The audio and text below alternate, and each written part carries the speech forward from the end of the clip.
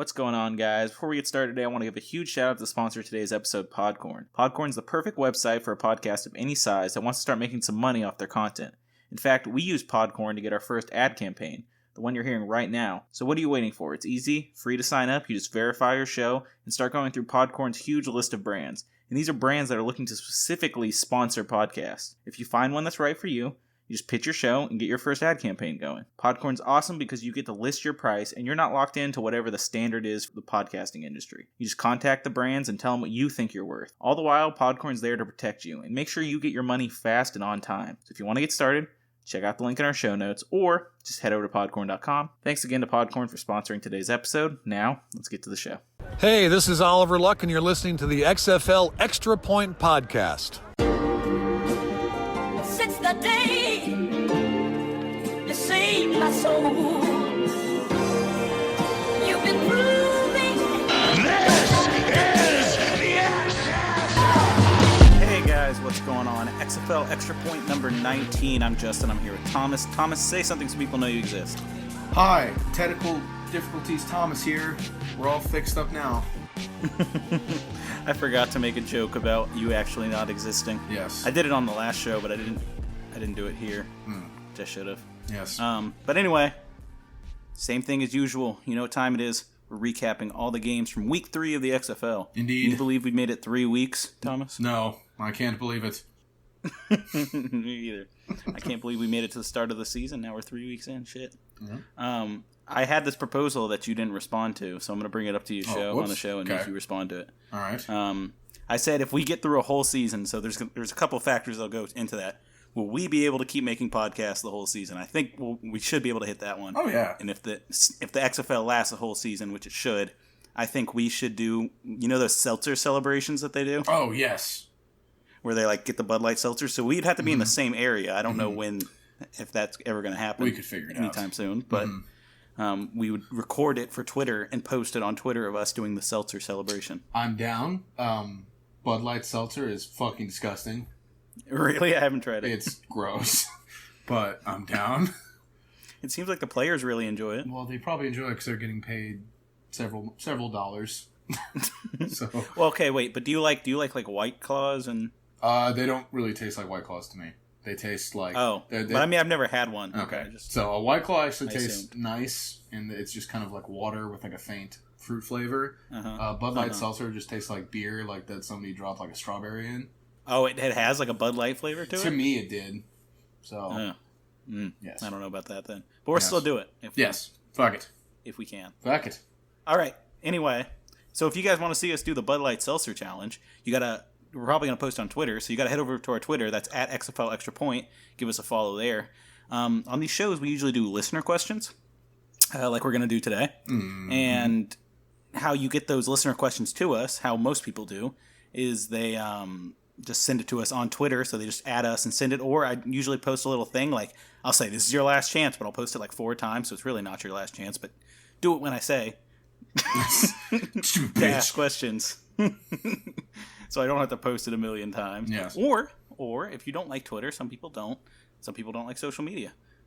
We have an email too, extrapointcontact@gmail.com. You can email us there, any kind of questions you might have. They can be anything. We've only got XFL questions, but they could really be anything. So if you want to ask us a question, send it our way, and we'll answer it on the show. Ask us about wrestling. I want to talk about wrestling.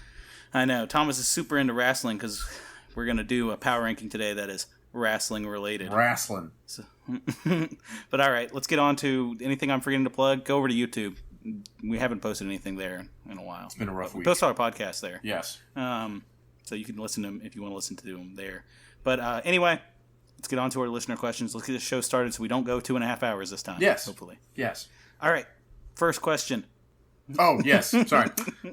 This question is brought to us by OWIGA06. And it is, at XFL Extra Point, do you think PJ Walker will be signed to an NFL team next year? And if yes, do you think he will accept the backup role? I will go first with this. I don't know if he'll be signed to an NFL team next year. He definitely has proven he's the best quarterback of the crop thus far. I think teams will probably give him a shot. We'll see how he does in the preseason if he sticks. Right. And yes, do you think he will accept the backup role? I think he will accept the backup quarterback money because that's more than he makes right now times like 10. So yes, absolutely. All right, let me add a little twist onto the end of this question and see if you respond the same way. Well, what's a twist? What happens if the XFL is like, this is a star, let's give him more money? Do you think that could happen? And do you think he would stay if they offered him the same amount he'd get as a backup? It's a good question, actually. Yeah. If I were in his shoes, I would still go to the NFL because that's where the big boys play. But he might. I mean, it just kind of depends on the situation. If he really does like playing in the XFL, or if he's using it as a stepping stone to get back to the NFL. If he likes playing the XFL because he likes playing the XFL, maybe he'd stay. But I still think for the smart man would go to the NFL. And what if the only offers he got were for teams that like there was no chance of him ever starting? Well, then I mean that's for him to decide. If he wants to be the backup and he's cool with that, then he's cool with that. I mean, it's just kind of you have to look at. There's a lot of variables there, so it's kind of a what if situation. Yeah. So. For me, I think he probably will get signed to an NFL team. I think he would take the backup role, and all the questions I answered, I still think he ends up in the NFL one way or the other. I was playing devil's advocate, but I agree pretty much. Whatever he can do, if there's an NFL opportunity, he's going for it. I think. Here comes the money.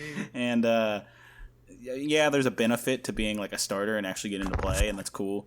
But like, you want generational wealth, and you want to take care of your family. And that's how you do it. Even though he gets a fair amount of money, I think he gets $500,000 a year. That's pretty good money. Yeah, but as a backup quarterback, that's about even on the lower end. If you're the second string quarterback on the team, that's probably about a fourth of what you would make for the whole season, and that's like on the very low end. Right. So, also, not saying this will happen, but NFL teams, their front offices are spiteful and stupid. So if he's like, nah, I'm sticking the XFL. And then say the XFL were to fold, they might just be like, fuck you, because they're spiteful and stupid. Right. So, but not saying that would happen, just that's happened before with other situations similar. So. Okay, let's move on to our next two questions. They're both kind of similar, so I'll read them both off, and then we'll answer them. There is some different individual parts, but the first one's from Richard Humphrey at Rich04Real on Twitter. He said... Big Rich. He says, do you think XFL Guardians needs to switch quarterback, so he's saying get rid of Matt McGloin, to Perez? So he's being very specific here. And the XFL Dragons need to switch to BJ Daniels over Brandon Silvers. And then what do you think about Josh Johnson? The next question was from ETX XFL Fantasy Fanatic. That's a tongue twister right there. At ETX Fanatic, he says, what should and then what will happen with the three QB battles, New York, Seattle, and Tampa Bay? So, let's talk. Right. Let's just ask the questions that aren't similar first here. So he says, what do you think about Josh Johnson? Let's talk about that. He's the clear-cut second best quarterback in the league. I would even kind of call him the 1B to PJ Walker's 1A. Especially today, kind of, and they know there's kind of everything was working for him all day, but the throws he can make are great. Yeah, he's really good, especially at this level. He is fantastic. So. He's awesome. Yeah, I'd put him second as well. There is some. I wouldn't put him ahead of PJ Walker, and I'd put him close, but like I wouldn't call him 1B. I'd still call him second because I think there is a bit of recency bias. Yeah. Like there was plenty of throws in that last game with PJ Walker where I was going, that was an NFL level throw, and I feel like PJ Walker has a better ability to move around. Like he's a better mobile quarterback. He's faster, it seems, in short distances. He's not a runner. He's a pure passer. Like he's literally a pure passer. He's not a runner. But he has more. He's more Russell Wilson-like in that way, where he's good at avoiding sacks, good at getting outside and then making accurate throws off that. Though I do think he was getting a little bit cocky, but we'll talk about that when we get to it. And then the other one that's not asking the first question, but it's asking the second question is, what do we think? What do we think should and then will happen in Tampa Bay? Okay, so Tampa Bay, what's going to happen? I'm going to guess, so there are two different scenarios here. If Aaron Murray is healthy, I think we will see kind of what we saw last game, which is Aaron Murray with a dash of Quentin Flowers here and there. Or if he is not healthy, then we'll see what we saw last game, which is Kornman with a dash of Quentin Flowers. Right. What should happen is just put Quentin Flowers in the game, please. Yeah, I think we pretty much agree on that. Yeah. So I would say what should happen is they should go all in Quinton Flowers. Don't mess up his rhythm. Become an option offense and just try to win games that way. Like, what are you getting out of doing what you've been doing? You're not winning games. Though you got pretty close in that one. That's because Quinton Flowers played a lot more, threw a lot more balls. I haven't actually looked at the stats. I'd like to see how many passes he actually threw in this one. Wow. So what will happen? Tressman likes the cornman.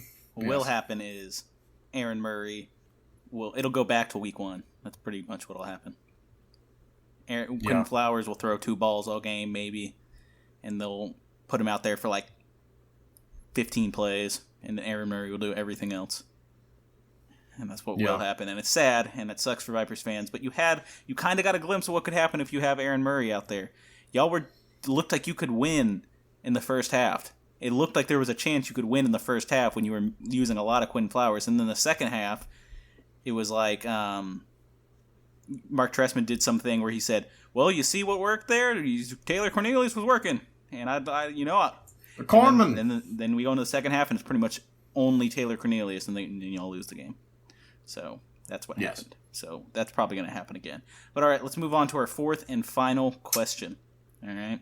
This is from longtime question asker, friend of the show at this point, Joe Geiger Jr. at Joe Geiger Jr. on Twitter.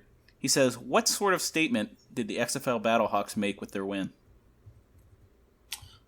Just to show that they're one of the premier teams in the league. They did kind of beat up on what I believe is the worst team in the league, but it just shows that they're on a different level from the kind of lower end teams. They are a premier team in the league.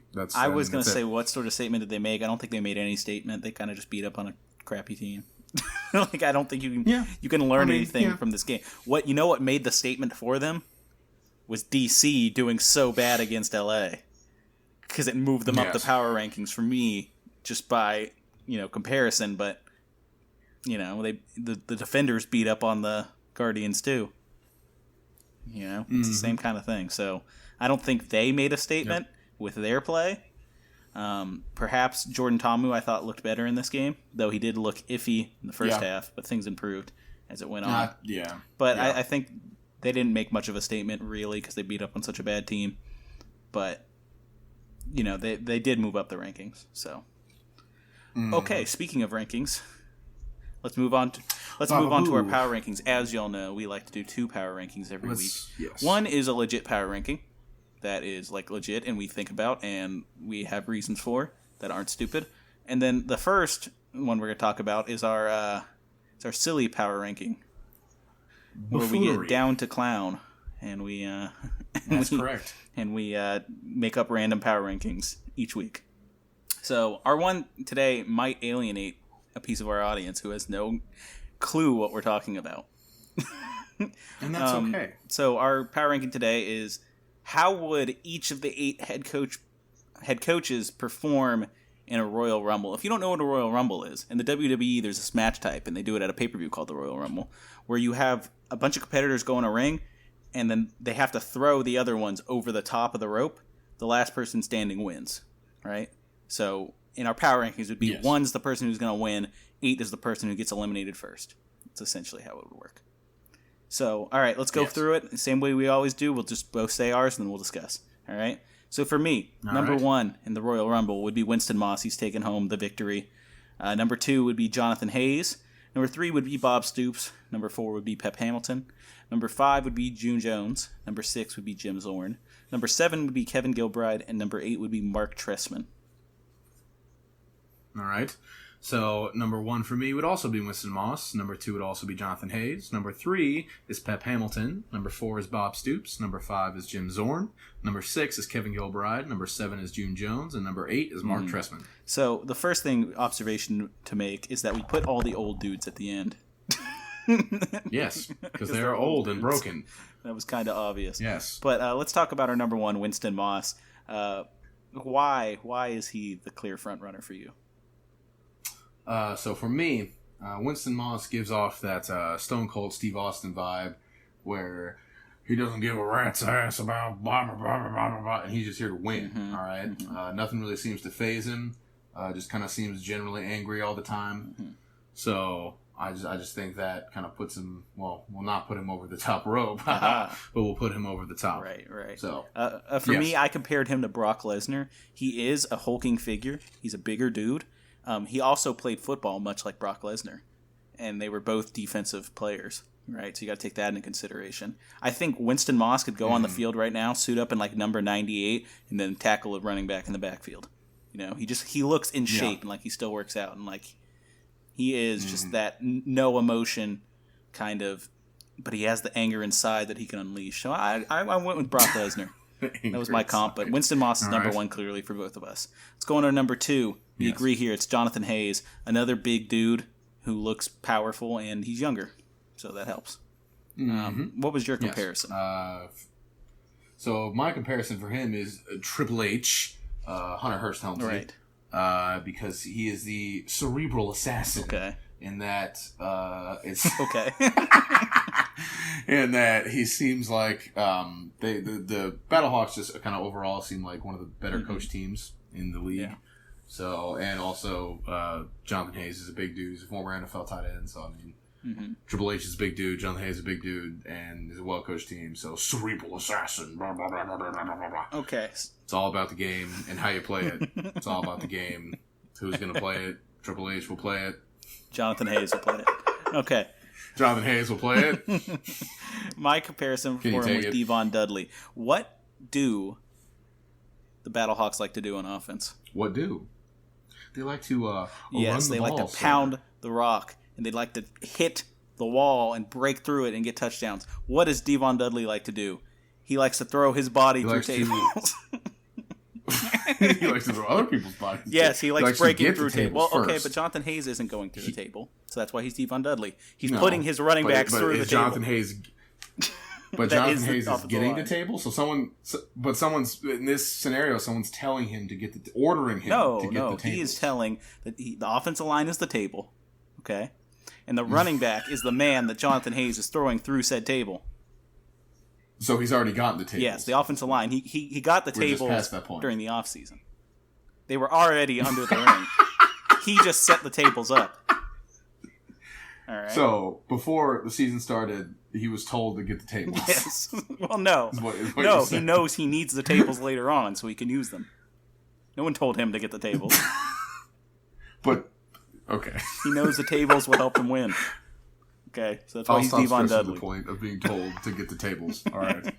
All right, let's move on to number 3. Devon, get the tables. Okay. All right. For me, we have different ones here. For me, it's Bob Stoops. For you, it's Pep Hamilton. Why do you have Pep Hamilton? We have these switched, so let's just go ahead and skip over this, right? So 3. So Pep Hamilton. Yes. Hold on a second. Okay. Sorry, I'm just ready. Bob Stoops is 3 for me. Pep Hamilton's 4 for me. Pep Hamilton's 3 for him. Bob Stoops is 4. So we have them flipped. So why do you have Pep Hamilton ahead of Bob Stoops? So Pep Hamilton has a vertical offense with a quarterback who has a cannon. While it may not be an accurate cannon, it is a cannon. So for that reason, I feel like he's a Shelton Benjamin type high flyer that's still got some mass and some beef. But does Pep Hamilton have any beef? Oh, no, he's skinny. Beef. He is a lineman. I'm not talking about this. Is more about his team. Oh, okay. His team has beef. His team's not in the ring, Thomas. Well, whatever. Well, I have criticism for your comparison anyway. So, So Pep Hamilton is the high-flying but still a beefy competitor, and I think Shelton Benjamin is the perfect comp for one Pep Hamilton. Mm-hmm.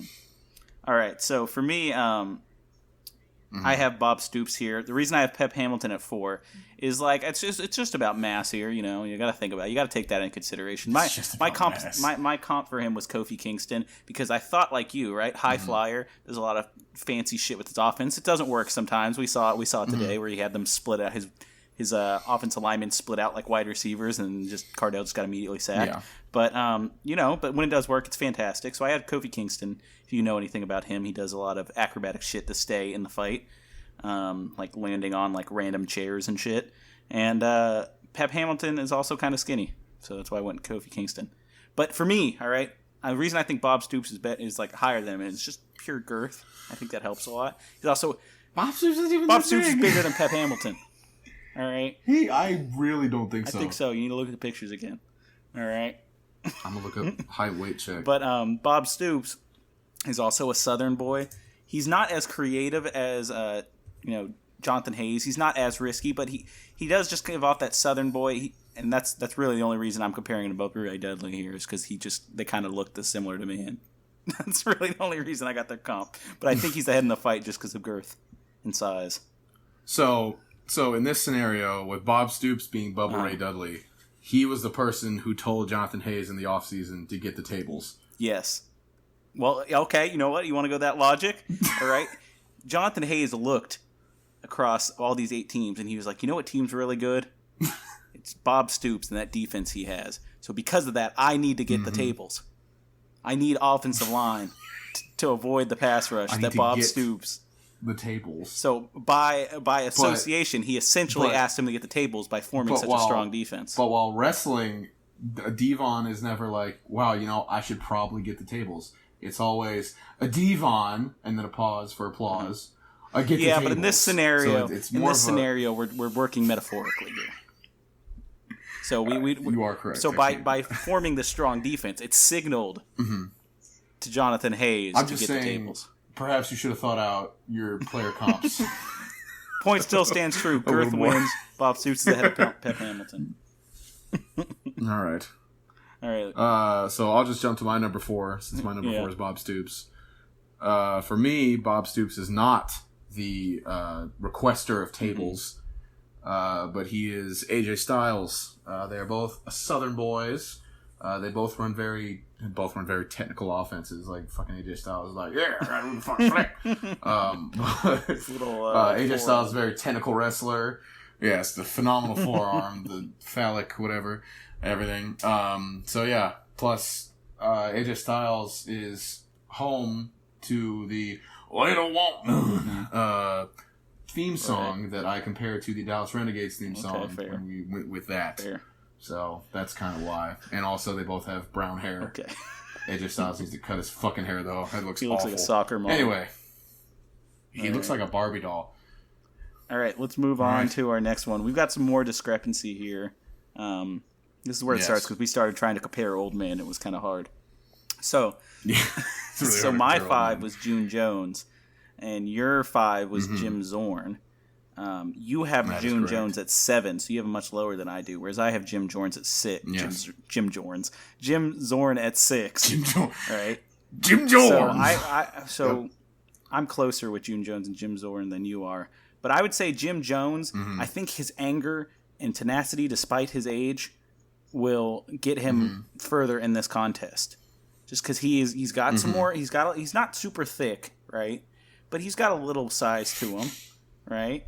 And he just seems so angry. And when you see him punch a dude, where was that? Was that Hawaii when he punched a dude? Was he coaching Hawaii when he punched the dude? I don't remember. Let me do a quick YouTube search, because I don't remember if June Jones ever punched I think June Jones punched a dude. I think he punched a dude at Hawaii. Let me see. June Jones punching a dude. Well, also, okay, even if he didn't punch the dude, but I'm pretty sure he punched a dude. He's also just seems very... not John Jones. He seems very angry. Yeah, when you look up June Jones, it gives you John Jones punching dudes.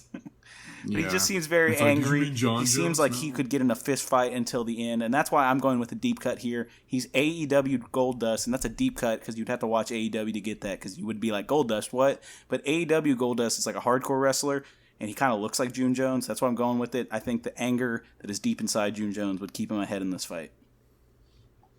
All right. So you want me to talk about June Jones or who? Talk about June Jones, and we'll go on to Jim Zorn after. All right. So June Jones, I have respect for June Jones. It's nothing to do with his technical prowess that I think wouldn't have a problem in this fight. However, I think physically he, of course, is past his prime. All of these guys are. So for that reason, I think he would think the comparison of a Ric Flair today, right now, is a very apt comparison.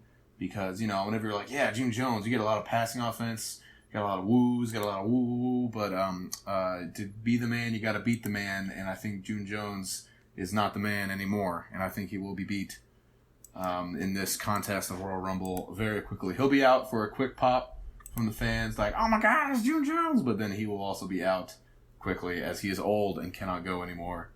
So. Okay, well. That is my analysis. He is old and cannot But that could be said for all these people. Well, yes. But Jim Jones is the oldest of the old and cannot go any more crowd. Seated anger will get him farther in this. But he's got the rabbit punches, so it'll just be like, and then be like, old man, get up out of here. All right, let's talk about your next one. That's my number 6 and your number 5, which is Jim Zorn. So why do you have Jim Zorn? So for me, Jim Zorn, he's kind of like that dude. Who's a little sneaky, a little kind of seems just a little bit aloof. Doesn't really say much, but he's got a secret weapon up his sleeve.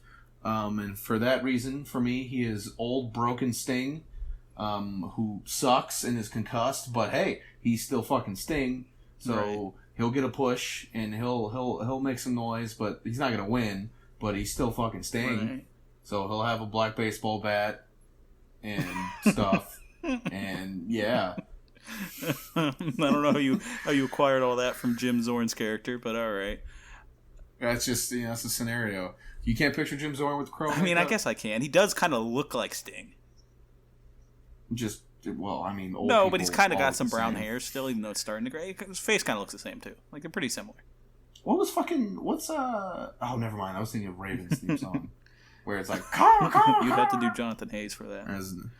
The Battlehawks. Yes. All right. Well, I put Jim Zorn at 6. That's only one spot lower than you. Yes. I compared him to present day Shawn Michaels, which is old bald Shawn Michaels. I feel like Jim Zorn. Old bald boy Jim Zorn is so hyped because of the past and what he did with the Seahawks. Right. He was a good quarterback. Mm-hmm. He spent some time coaching. He had his heyday, but he's a little bit past that heyday now. Now he's trying to coach. He's had some shots. He hasn't been great. I think his play calling sometimes is questionable, but I think he's kind of riding off being a fan favorite in Seattle, much like Shawn Michaels is. Has Shawn Michaels done anything good recently? No, he's been in like a couple bad matches since retiring, and so he was in that one in Saudi Arabia that was awful.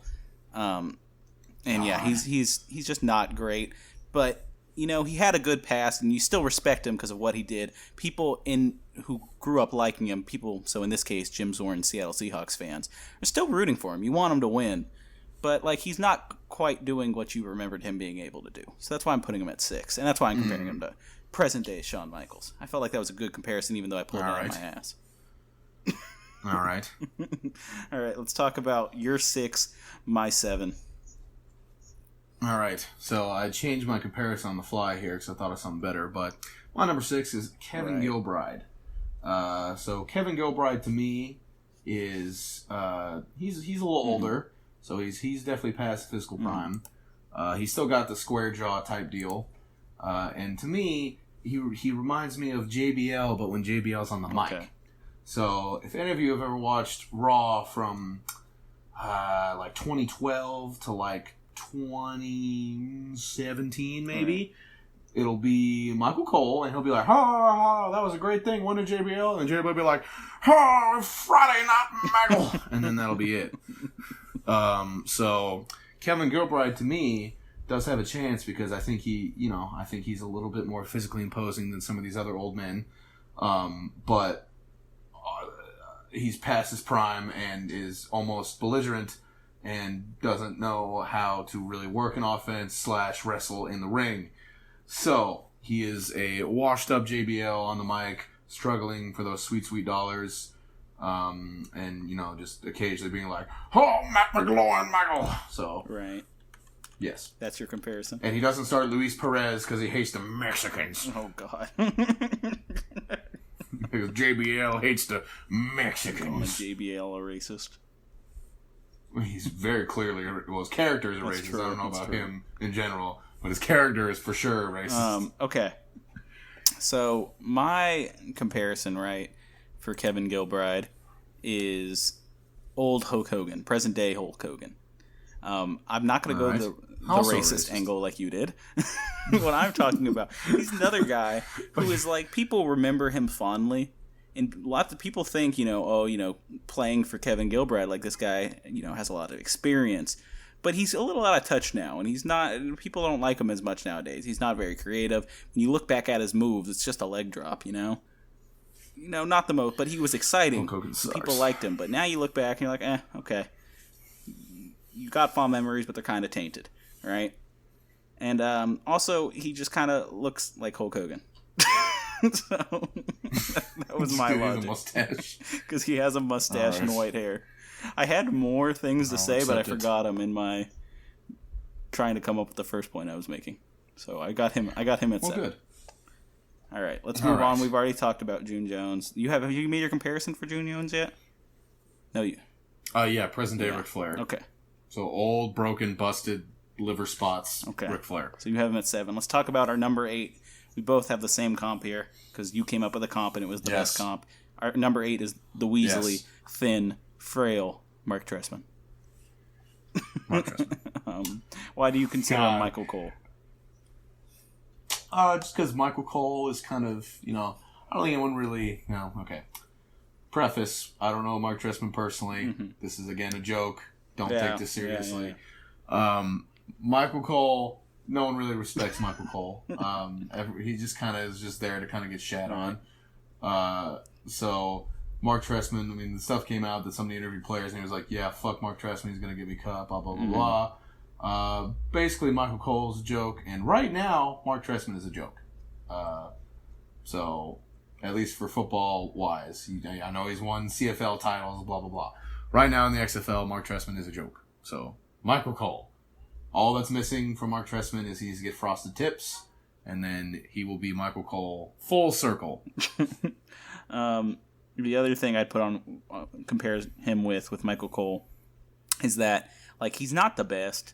Obviously, he's actually probably one of the worst, but he has found a way to be tenured for a very long time, and that's how I will compare him to Michael Cole. All right.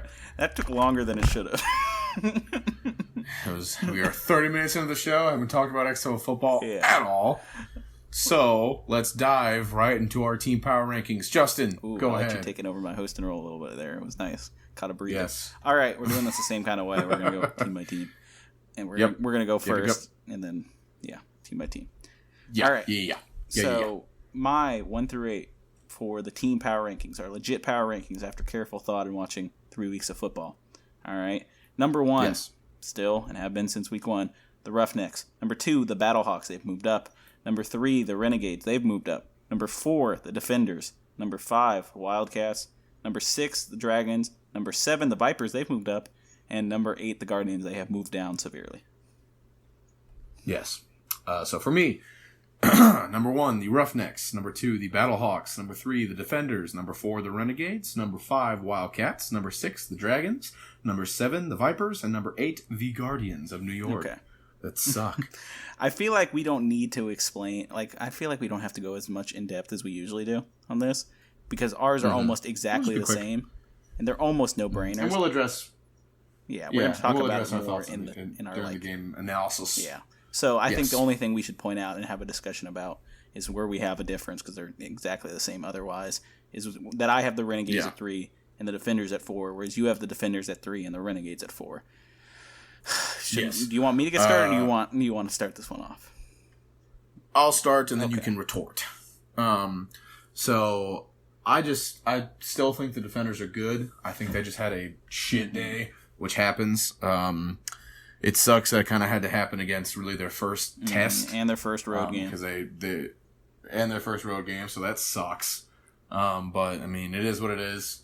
I still think Cardale at least has more tools than Landry Jones. I would still rather have Cardale Jones rather than Landry Jones. Well, Jones and Jones, I never really noticed that. So that's just me. I think he had a terrible day, but I also think you're just going to have games like this with him. I would rather take Cardale Jones in the highlights rather than Landry Jones and the ineffectiveness, the lack of mobility, and the also dumb interceptions, because Landry Jones throws a lot of those as well. If Landry Jones didn't make so many mistakes, I would probably have the Renegades higher than the Defenders, but I would rather the chance of a big play than what the Renegades have going now, which is working for them, admittedly, but it's just not how I would like it. Right.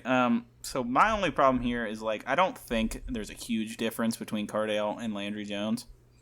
Right. And so it's hard for me to be like, well, which one's better? And that's where I'll rank them, because that's not how it didn't feel right doing that, because it's They're both fine. Like, they're both... Yeah. I'd almost put them on even levels for me. I feel like Cardale has less experience and thus makes worse decisions, and it's something I've been pointing out since week 1, where I was like, man, he throws up a lot of prayers. He just chucks them sometimes and just hopes the receiver catches them. Yep. Which is not my favorite kind of quarterback. See Aaron Rodgers. Bad take alert. Bad take alert. Just move on past that. Bad so anyway, take. You made me lose my train of thought. Garbage take. You made me lose my train of thought. Yeah, you did that to yourself with your garbage take. Keep going. Just go past whatever you're going to say. The next 3 sentences, skip them. Where was I? Just go. So, he throws up prayers, I don't even right? know. He throws up prayers. Leonard Jones doesn't do that as much. He just kind of misses more often. I don't think he really throws up prayers. He tries to be accurate, but he doesn't hit where he wants to hit sometimes. He just doesn't have the arm strength for it. Yes. But so it's hard for me to compare the quarterbacks, right? In that way, they both have their flaws and they both have their strengths. But outside of the quarterback, then I start to look at what else works for the team. This whole time we've been on the Defenders' defense and how good they are because they're statistically a good defense. But then you think about the offenses they played. They played the Guardians. We've seen how teams we've seen how teams have done against the Guardians. It's not a. It's obviously not as impressive as we once thought it was. And then they played the Dragons, who went in week 1, and that's when teams are still figuring themselves out. And they capitalized a lot on special teams play. Their offense really didn't score that much, and their defense got 1 interception, I think, and it was a pick. Or they might have got 2 interceptions, and one of them was a pick 6, and one of them was a blocked punt. But you got to keep in mind it was week 1. People are still figuring out their stuff, so it's hard to compare that one either. So then they go up against a real test here, and they look absolutely awful. Like, that's probably the worst. Despite the Guardians having looked terrible, and that's one of the worst losses I've seen. I don't think I've seen a team score that much on any other team, right? It was almost 40 points, and I don't think any team has scored that much. Yes. So now you're going, well, what's wrong with that? What's wrong with that defense, right? But we're not saying that about the Renegades. The Renegades' defense has literally given us no reason to question them. And think about it, the Renegades played the Wildcats last week. Granted, it was Josh Johnson's first week back. He was getting comfortable. But they could shut down the run. They could shut down more things than what we've been able to see out of the Defenders against better talent. They played the Battlehawks and almost won that game. So they've gone against harder talent and they've played better against better talent. I think they have overall better players on their defense. And that would be the only reason it's close, but I just think I'd give the Renegades an edge just because of the team comp as a whole. Fair. And they have a good running game, which the Defenders don't. Even though they for some reason the Renegades don't want to run the ball until the fourth quarter for whatever, and they're not even winning.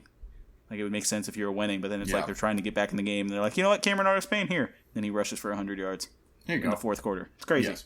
So I just think they have a better running game, too. So that's the only reason I'd bump them up. Just a step ahead. I mean, that's fair. It's valid. I don't think there's anything else we need to talk about that we're not going to talk about in our analysis, but that's our power rankings this week. I feel like at one point we should get a consensus power ranking and post it on Twitter. I could probably do that every week just by looking at our thing and figuring it out. Then mostly they're the same. The only one is then we'd have to consider the problem is this will come at a tie with the Renegades and Defenders. That's what I mean. How do you? So okay, well, I'll think about it. Let's move on to a big chunk of today's show.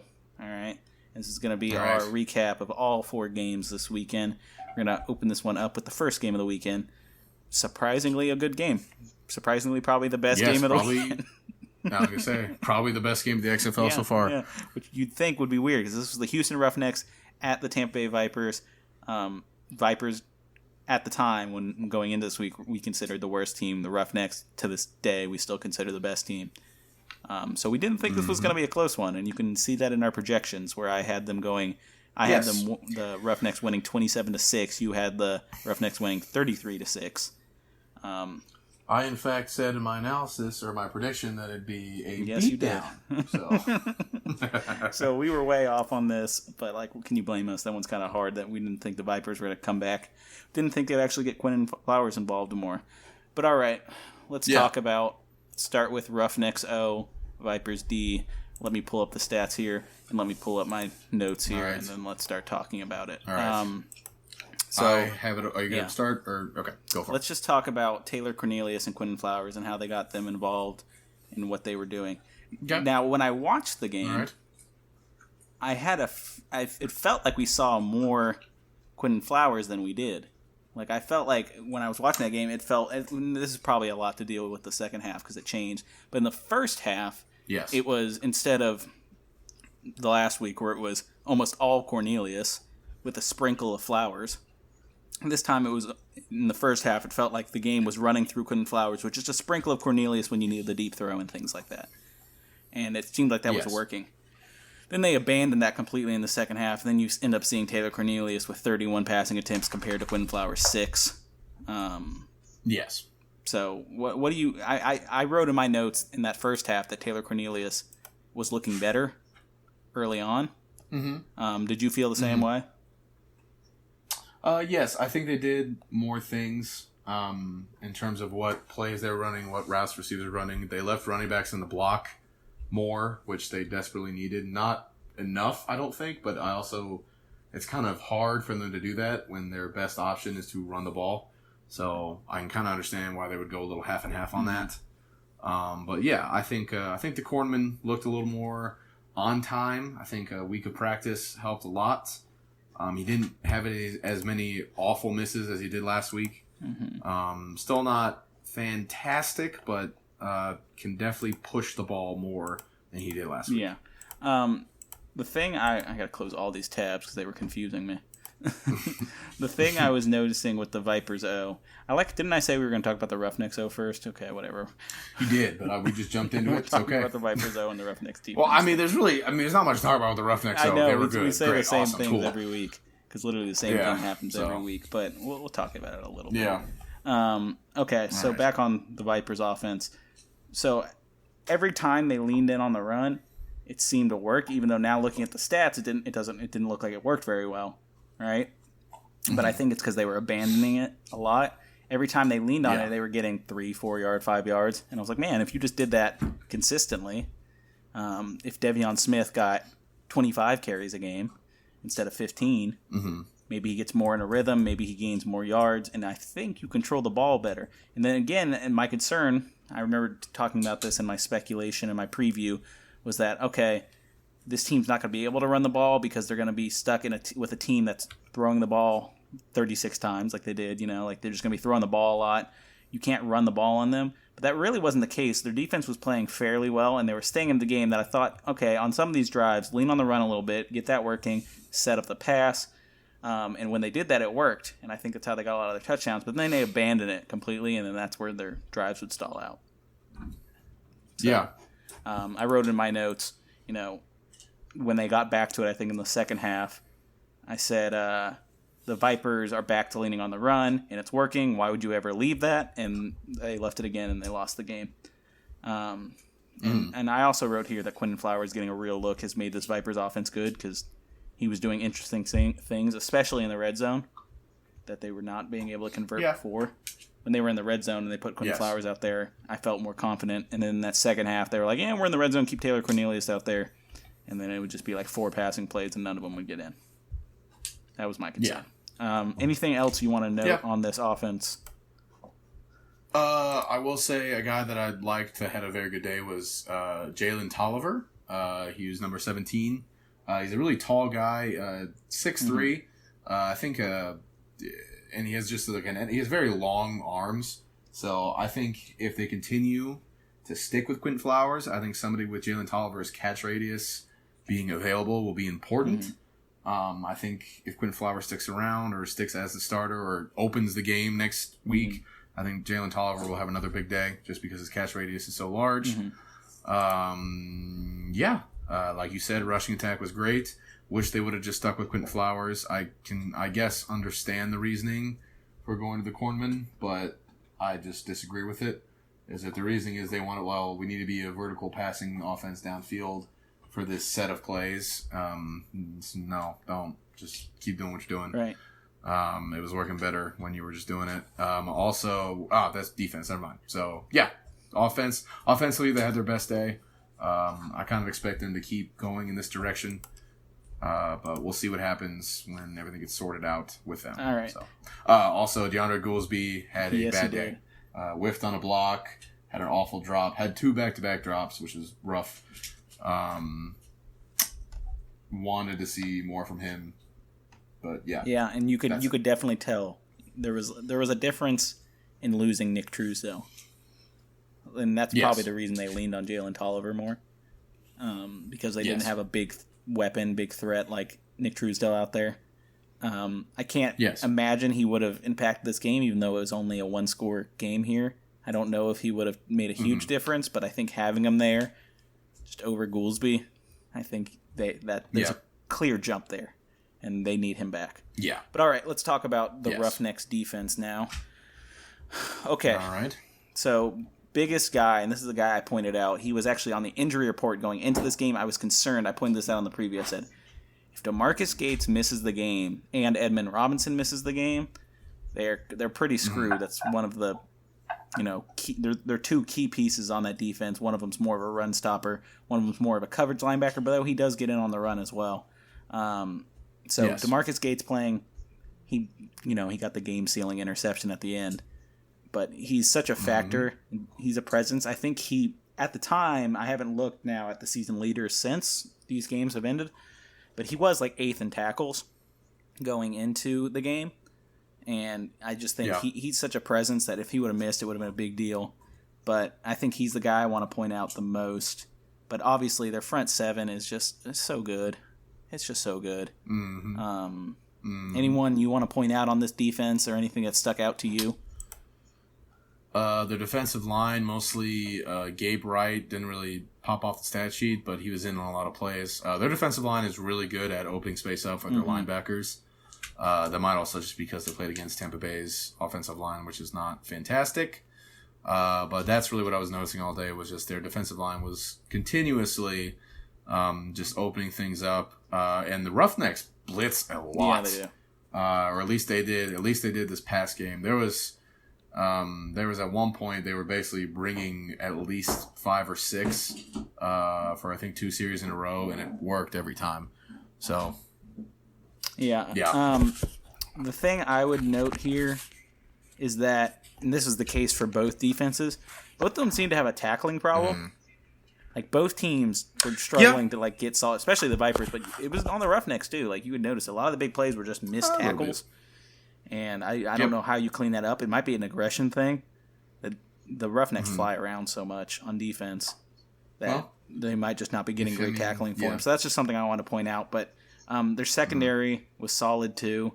But this is probably their worst defensive game against what we think is the worst team in the XFL.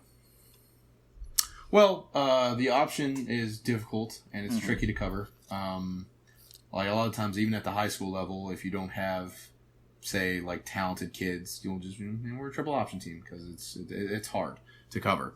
And if you have good athletes running a triple option offense, which the Vipers do have good athletes on offense, it's even that much harder to cover. So I think part of that was to start the game, and then I think also they just got a little tired because they're having to run all over the field for that type of stuff. The Vipers, if they ever got consistent on offense, would probably be one of the best body blows team in the league, and by that I mean just runs up the middle that for 6 yards that just gut you. But unfortunately, they don't have the passing game right now to back that up. So if they can develop that, then they'll have something. Hopefully, they can kind of retain players that are important to that, and they don't jump ship or just don't be signed. Right. So before we flip over to the Roughnecks offense and the Vipers defense, I want to mention one more thing about the Vipers offense. I am now convinced that Mark Trestman hates Quinnen Flowers because of what they did in the fourth quarter. When they ran Quinnen Flowers' packages, these option packages, with corn dog. So Cornman can but move he's a little not bit Quinnen too. Flowers. Why are you just not putting Quinnen Flowers out there? Why did he run it? Why did he run a speed option? He likes Cornelius. Well, because the thought process there is you want to keep him guessing, which isn't necessarily wrong. But I do agree with you. At that point, just have Quinnen Flowers in. The problem is if you take Cornman out and then you put Quinnen Flowers back in, it's this is going to be an option play because that's just how they played it up until this point. Right, but it seemed like on that whole drive, looked like it was designed to be a Quinnen Flowers drive, but it was a Cornman drive. well, the solution to that would just have Quentin Fowler. Yeah. But I mean, Trestman just likes Cornman's skill set more. He likes him better as a passer, so he's not gonna let up, because I mean that's the head coach doesn't really give in to whatever he plays how way he believes he should play. So just what's going on with that. So all right, let's move on. Flip the script. Go to the other sides of the ball. Let's talk about the Roughnecks offense very briefly, because it's like, what, and they did the same thing. Yeah. The only thing I want to point out that was a major difference in this game than last few weeks, we've known James Butler is like their key back now at this point, but they got him super involved in this one. Only 7 attempts, but he was huge on the ground. 7 attempts for 72 yards. So that's 10.3 per carry. He had a huge day. Yes. No touchdowns for him, but he was very important. Like, they were just trying to sell out to stop the pass that was worked, and it was just leaving giant lanes for James Butler. But PJ Walker, phenomenal as always. 24 for 36, 67% completion percentage. 3 touchdowns, again, multi-touchdown games. He has more touchdowns than any team in the XFL. So that's it's pretty crazy. And then Cam Phillips, 3 touchdown day after following up a 2 touchdown day. And was he 2 in the first week, 3? He got 2 in the first week, 3 in the second week, and then 3 this week, I think is what happened. He's the best receiver in the XFL, which is not anything we thought was going to happen. And he benefits from having a guy like PJ Walker. But, I mean, he's the best. Just statistically, you can't dispute it, because this guy is leagues above everyone else. Yes. But also they got their other receivers involved. They targeted, is it Khalil Lewis? Is that his name? I think it is. Khalil Lewis, they targeted him 9 times, pulled in 6 of them for 41 yards. That's pretty great. Anything you want to point out here? Blake Jackson had a nice block on a screenplay. I mean, it's really clear that Cam Phillips is the favorite, obviously. I hope he never gets hurt. Yeah. Sammy Coates has still been a disappointment, but that's kind of what I thought he was going to be. Not to toot my own horn, but toot. There's not so much you can really say, because it's been consistently great every week. PJ Walker getting a little more ballsy, but that's fine. That's kind of worked.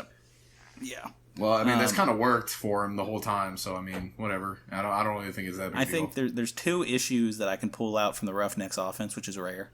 The first one is they early on in the game, and then they went back to it later in the game.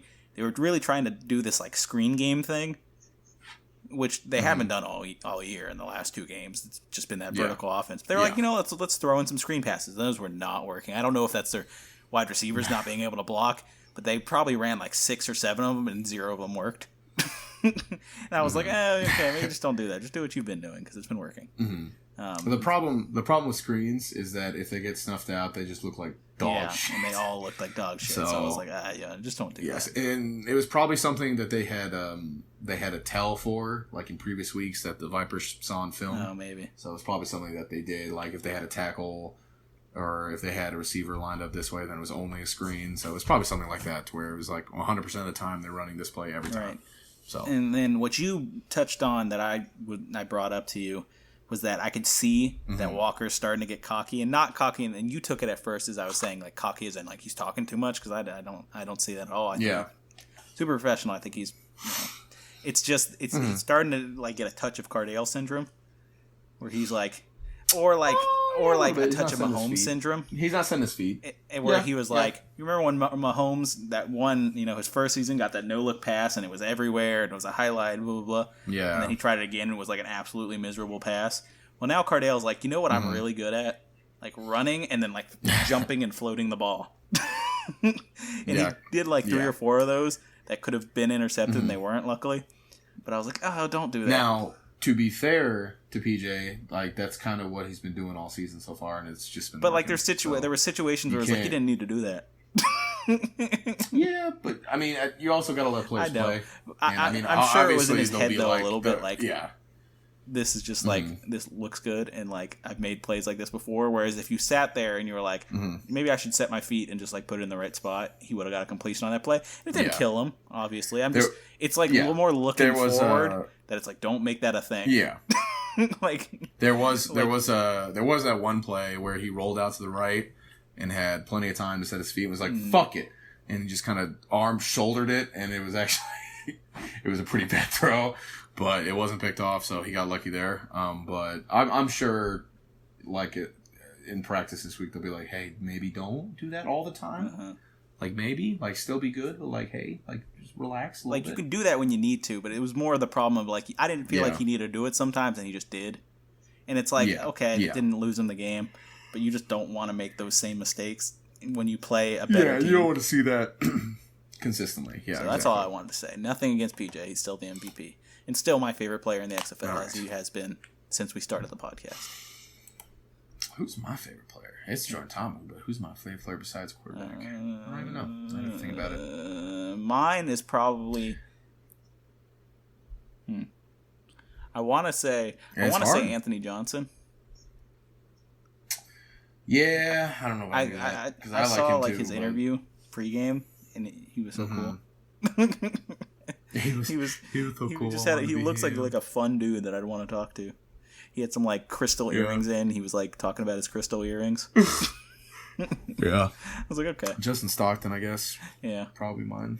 Okay, now let's talk about the Vipers him later. Will we get all right? Later? So Vipers defense today, Justin Stockton. But Vipers defense today couldn't tackle and had like 2 or 3 epic fuck ups, and that's why they lost. Yes. But they're a solid. The first epic fuck up. They really are. Yeah, they're a solid coverage unit, and they also kind of got hosed a little bit in the late game. Did a little bit, didn't they? It's not, yeah. But they lost because of epic fuck ups and being unable to tackle.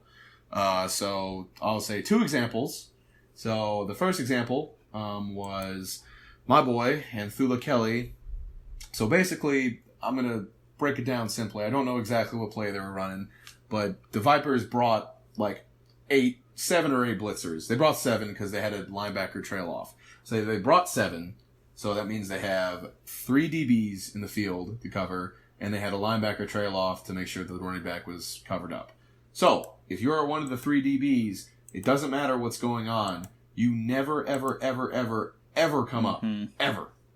You should never even be looking at the quarterback. Really. You should just be watching your receiver, see if his hands come up. Because if it breaks out for a long run, you brought 7 guys. That's their job. One of them should have got him. If it fucks up, fuck. Try to make the tackle, but otherwise, whatever. So, PJ initially kind of gets to the second level of the pocket and basically has 2 guys draped on him, but Anthula Kelly came up because he thought he was going to run it, and it was an easy, deep completion for a touchdown, and it was like, fuck. Yeah, but that's just what PJ the Walker other does example, to you, Like, yeah, but I mean that's just responsible. Like you can't. That's not your job. You know what I mean on defense. So you have to do your job. Your job is to cover that dude. If you're the 3rd defensive back when there's only 3 defensive backs back, you have to cover the receiver. It's like in basketball. If somebody's driving to the rim but there's an open guy in the corner, you go cover the guy in the corner because a 2 is better than a 3. Yeah. The horrible tackling example I have is on a guy who actually had a pretty decent day statistically. I believe his name is Matt Henneman. It might be Max, he actually did have a good day. Are you talking about the Cam Phillips play? Yeah, where basically he had Cam Phillips on the 5-yard line, just had him, and then just could not bring him down. Now, that might just be more because Cam Phillips is great, but at the same time, you have to make that tackle. If you want to be in the NFL, you have to make that tackle. You had the angle, you had the momentum, you had everything that was right to make the tackle, and it slipped away from you. Yeah. So I mean, I was reading Cam Phillips like scouting combine some more because then every time he scores 3 touchdowns and has big days, I'm always like, why is this guy not in the NFL? So I was reading it, and like one of the things everyone kept mentioning was like, he's hard to take down. So I was like, okay, maybe I'll cut him a little slack. I mean, you also, I don't think the Vipers are going to cut him any slack because what is he going to go back to the bench? Oh, sorry, he's hard to bring down. Yeah, shit. But I'm just saying. This guy Hanneman was involved in a lot of plays. Like he was. Every time I saw the ball, he bounced back from it. So. I mean, if you bring the Roughnecks down at it was like a 3 or 4 yard line, they're probably going to score in the play after that. But you have to make that tackle. there was a play, I don't know who, I think it might have been Sammy Coates' reception, where they had him not behind the line, but for like a 2-yard completion, and then they just and whiffed, and then he ran up the field for I think 11 or 12 yards. Right. And it's like you have to, that cannot, like that's like the worst thing that can happen besides like letting your gap up if you're a D lineman is not being able to tackle. Like that will be a reason why you don't make the NFL, because like, oh, can't fucking tackle, have no use for him. Yeah. Now tackling was an issue for both teams. I don't have the examples on immediately for the Roughnecks, but I remember, even the commentators were talking about like neither. Oh, my dog's barking. Neither of these teams can tackle. Yeah, I didn't. And so I think, but the Roughnecks I think it was just have an issue. Epic I think it's just coverage an issue in the XFL. I think because not being able to tackle is part of the reason why some of these guys aren't in the NFL. So kind of how it goes. All right. So the thing I want to point out it was for the Vipers. All right. So you talked about how good of a coverage day, and it was. Their secondary is super solid. They had a decent day. But they really got after PJ Walker more than I think any team has thus far. Mm-hmm. Like the pressure is good, and I think they do creative blitzes. And I couldn't tell you off the top of my head if they do, but if I remember correctly, they do. And I remember what Jerry Glanville, and he was like, "Yeah, I don't call plays, just let them do things." I just don't think that can be the case. Bullshit! You don't call plays. Bullshit. That was definitely a "don't fucking talk to me ever" move. So. Because there's no fucking way. Because they, like you said, they were running stunts. They were running delayed zone blitzes. They were running complicated shit, and there's no fucking way that they're just like, "Hey, do this" on the field. No shot. Yeah. So Jerry Glanville is a lying, decrepit old man. But okay, they got a lot of pressure on the quarterback today. Yes, they did. Yesterday. But what is it? What are we looking at? Total 7 epic coverage fucks up. 7 total quarterback hits? Yeah, you don't want, if you're PJ Walker, that doesn't sound very good. Remember, he was limping off the field towards the end of the game. So hopefully that doesn't come up in the injury report this week for PJ Walker. Yes. Only sack of the day was for Terrence Plummer. So I think they were just overall as a unit. I think they're pretty damn solid. I thought one of the things, and I wrote this on Twitter, is they could totally be, if they had Quinn Flowers out there, just be a team that runs the ball all game and then just have a super solid defense. And that's worked for teams in the NFL in the past. It's worked for college teams in the past. You can be that kind of team. Don't be scared just because you're in the XFL that is a heavy passing league. Be the difference. I don't know if you can call them a super solid defense. I think you can. If you're just going to point out that they missed tackles a couple times, because they did a bunch of great stuff all day. But you can't be great until you're not. And this is multiple weeks now where they've had epic fuck up blown coverages. So you can't say they're a good defense until something bad happens, because that doesn't work. All right, they played Houston. If they fix it, then great. They played Houston. Okay, who did they play week 2? All right. Week 2 was the Defenders. Dragons. Play the Dragons. Dragons. Did they play the Defenders at any point? Or am I just making? And then week 1 they played the Guardians when they got blown out. But that's week 1. We kind of throw that out. Yes. And we kind of throw out week 2 week 1, too. yeah, but week 1's count. I'm just saying they're playing the best offense in XFL. But their fuck ups are not because of the offense is so good. Their fuck ups are because they fucked up. But they're comparatively to what I think they're literally the only reason they're in this game is because of their defense.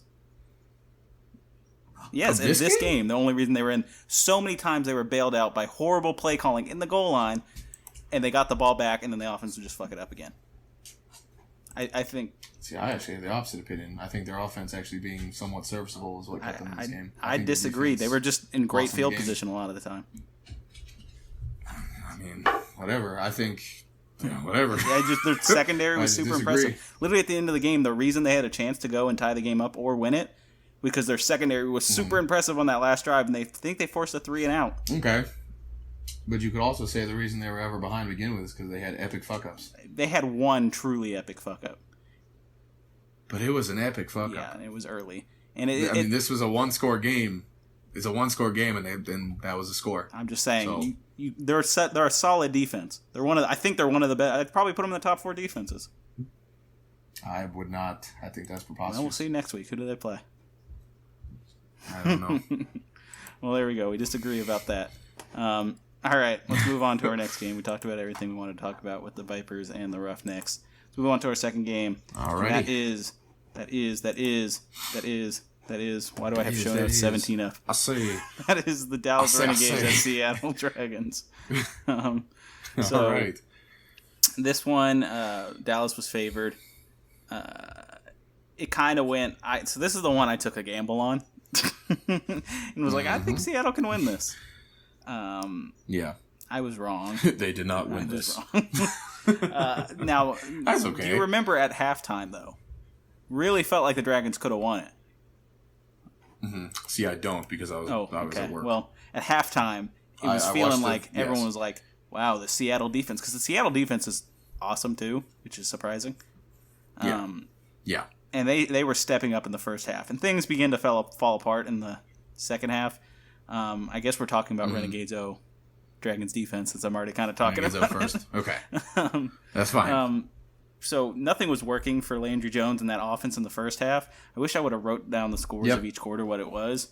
But they were in a very winnable. I think they might have even had the lead going in to the half, and then out of nowhere, Dallas begins to run the ball. You know. Yeah. They're like, oh wait, we have the Cameron artist pain, and in the same way that they finished off the Wildcats the week before. They are like, you know what? We have running backs that played in the NFL. Let's just hand them the ball. And then so Cameron Artis-Payne, 13 attempts, 80 yards, 6.2 average, no touchdowns for him. But I want to talk about Landry Jones' play because you were kind of ragging on him earlier. If you purely looked at the stats, it's not a great day, but it's not the worst day. What is making you so hung up about Landry Jones? I know his leg is still fucked up, so I can't really count his lower body mechanics against him. But they're bad. But if his leg is fucked up, then his leg is fucked up. But he makes mistakes where he should know better. Is all. Because he's been playing football at the professional level for almost 8-9 years now. He should know better than some of these throws that he's making. Right. Because a lot of them, it's not even like their desperation. I wouldn't say desperation. Not like they're like long bombs where it's just like, shit, the DB got there first, or I was just a little to the outside, or I was just a little to the inside, whatever. They're just bad throws. Like they're just, he doesn't see someone, or it's just something where he should know that someone is there or someone will be there, and he just consistently keeps making the same mistake over and over and over again. Now he'll be the first to tell you about it, which is fine. I like that about him. But that can get annoying if it keeps happening. He's like, "Yeah, it's my fault." Yeah, no shit, that's your fault, big guy. So I don't think anyone can win with you, Thomas. People win with me. They have to be good. I think Landry Jones. I don't think he's bad. Sorry, my dog's rummaging around. If you can hear that. I don't think he's bad. I think he's definitely good enough for you to win with him, especially at this level. I wish he wouldn't make the same mistakes over and over and over and over. That's my big thing with Landry Jones is he makes the same mistakes over and over. If he didn't make those mistakes as often as he did, I think he'd be pretty damn good and one of the top quarterbacks of this league. But he keeps making the mistakes, then that's you have what you're gonna get, which is conservative offense, which is fine with a couple of deeper plays here and there, and then just mistakes that are he should know better is all. I think the issue is when their offense tries to stretch the field and go deep. He just doesn't seem to have the accuracy deep.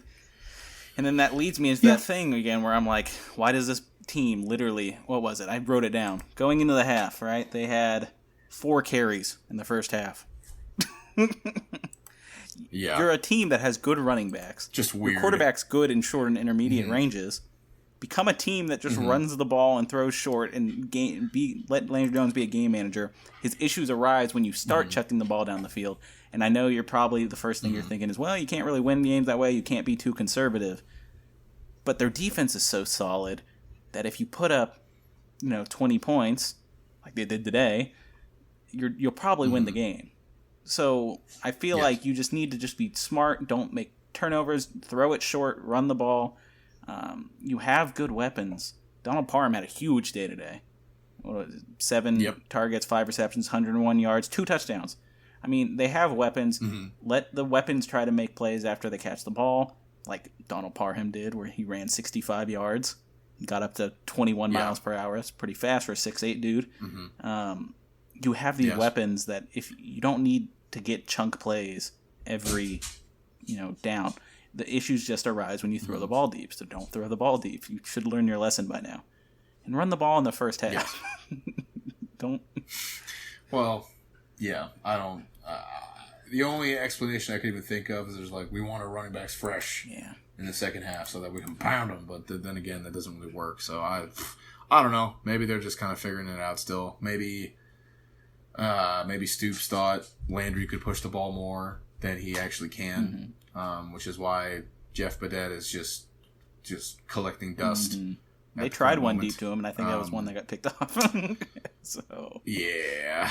So I mean, it just I don't know. I was expecting a lot more from this offense.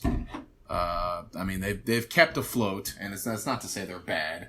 They're actually probably statistically one of the better offenses in the league. But it's just disappointing that they aren't because we were like, bro, they got Jazz Ferguson, Jeff Badet, all these people, and then it's like the people we spotlighted are just nothing. So yeah, it's disappointing, but I mean it's working for them so far. So I want to see them play.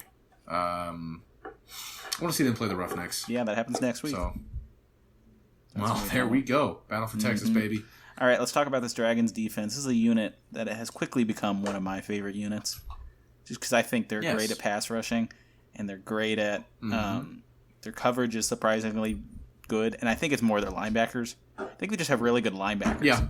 And it's become one of my favorite units to watch, and only one of the reasons they're one of my favorite units to watch is because I was so down on them, so my expectations were so low that when they're as good as they are, abysmal. I'm like, well, all right, look at that. You're really impressing me here. So their coverage was super good today. I think a lot of their linebackers and their safeties super solid. There's still a couple questions at corner, but not a big deal, I don't think. Anyone who stuck out to you immediately? I mean, Will Sutton, basically their whole... I watched the D-line a lot, mainly because I'm also watching the O-line. So their D-line had another good day. Kind of a same thing as the... I don't remember who... the Roughnecks, where they open a lot up for their linebackers to kind of go in. Right. Yeah, I really like their D-line. Like you said, their linebackers kind of are dynamic, so they can do a lot. So that really helps them on defense. They have, to me, this is a group of overachievers, and to me, that also makes me kind of sound like a snooty asshole. It does, but if it does, so be it. So be it. The whole podcast. Because, okay. So the preseason, we kind of written them off. You called them abysmal, douchebag. But I'm willing to accept change. I'm willing to accept change too. I'm calling them good right now. So I don't know. I kind of have a soft spot for the Dragons, to be honest. I don't know why. I think it's mainly because we shat all over them preseason, especially on their offense, and they turned out to be okay. So Marcel Frazier, back-to-back weeks where he's had pretty much game-sealing plays. Though this one wasn't game-sealing, but it was a huge play at the time. It looked like it was going to be, this was the chance for them to come back and take the lead. He got a forced fumble, sack on Landry Jones, and it looked like that was the offensive shot to tie the game up, or I don't remember exactly what it was, but it was something like if they were able to drive down the field, they would have tied the game up or taken the lead in some way. But obviously that didn't happen, and we'll talk about the offense more in a second. Steven Johnson, he was big, 2 tackles for loss in the day. He's another guy who seems to always be there, always around the ball. Good coverage linebacker. I think they have a lot of guys that don't jump off the page. I think as a unit, they just are super solid. And they force turnovers, and they're kind of a turnover machine. Jones had 3 interceptions. Someone, I don't remember who it is off the top of my head, could look back on Twitter, but they said like, oh, the Dragons aren't a good defense. Landry Jones is just playing bad. I was like, well, you got to look, because lots of these throws are him with a rusher right in his face. And he's just chucking it deep, and then the corners and the safeties can get in position to pick that ball off because he never could get a good pass off. So I think as a whole, the whole unit works together well. The pass rush gets there quickly, and the coverage is pretty tight, and so they've impressed me thus far. Yeah. Okay, let's move on to the offense of the Dragons, the defense of the Renegades. It's the same story as it always is. Brandon Silvers looks really good, and then he looks really bad, and then he looks really good, and then he looks really bad. And that's just what it tends to be. I still think Brandon Silvers is the solid quarterback for this team. I think moving to BJ Daniels right now would be a mistake. Yeah. But so I think Silvers is the most intriguing because, as you said, he's like, oh wow, Brandon Silvers, and it's like, oh god, someone told me on Twitter a while ago, and I don't know who it was, that he is the Jameis Winston of the XFL. He's like, oh wow, so good. Oh, that is probably the worst thing I've ever seen. God. I thought it was a good comp. Yes, that's pretty good. I think a lot of I watched the very condensed version of this game because that's all I could find this morning. But I think a lot of their problems come from rather weak tight end play, both on the line blocking and just in general. It doesn't really ever seem like either of them are safe dump off options because they kind of are they're kind of the Jason Witten of today type, which is catch, fall down, 2 yards, baby. So instead of actually being like burners down the field or anything like that, Austin Prohl had a great game today. Yesterday, or was this today? Yesterday. I watched it today, so that threw me off. Keenan Reynolds had a pretty decent, he was just kind of their number 2 guy. The problem is that I don't even really know what the problem is. I don't think it's just Brandon Silvers. I think it's a culmination of things. I also think the Renegades defense is good. Yes, it definitely is. I think the Dragons have played some good teams. Yeah, I think they kind of got the shaft early on. They played the Defenders.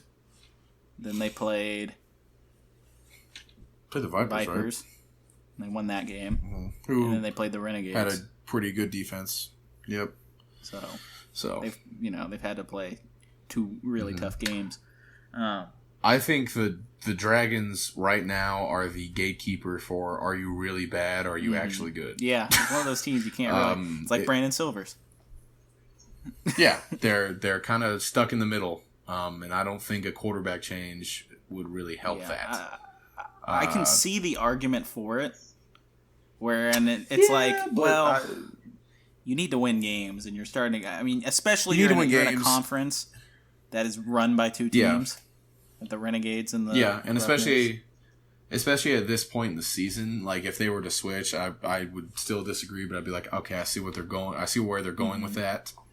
But at the same time, I just kind of the same deal with Quentin Flowers. Even though Quentin Flowers turned out to be quite good, I don't see anything in BJ Daniels' college tape or in his very limited time as a professional that would suggest to me that he's any better than Brandon Silvers is right now. However, in juxtaposition to that, Brandon Silvers' college tape is kind of as well. Yeah. So, what do I know?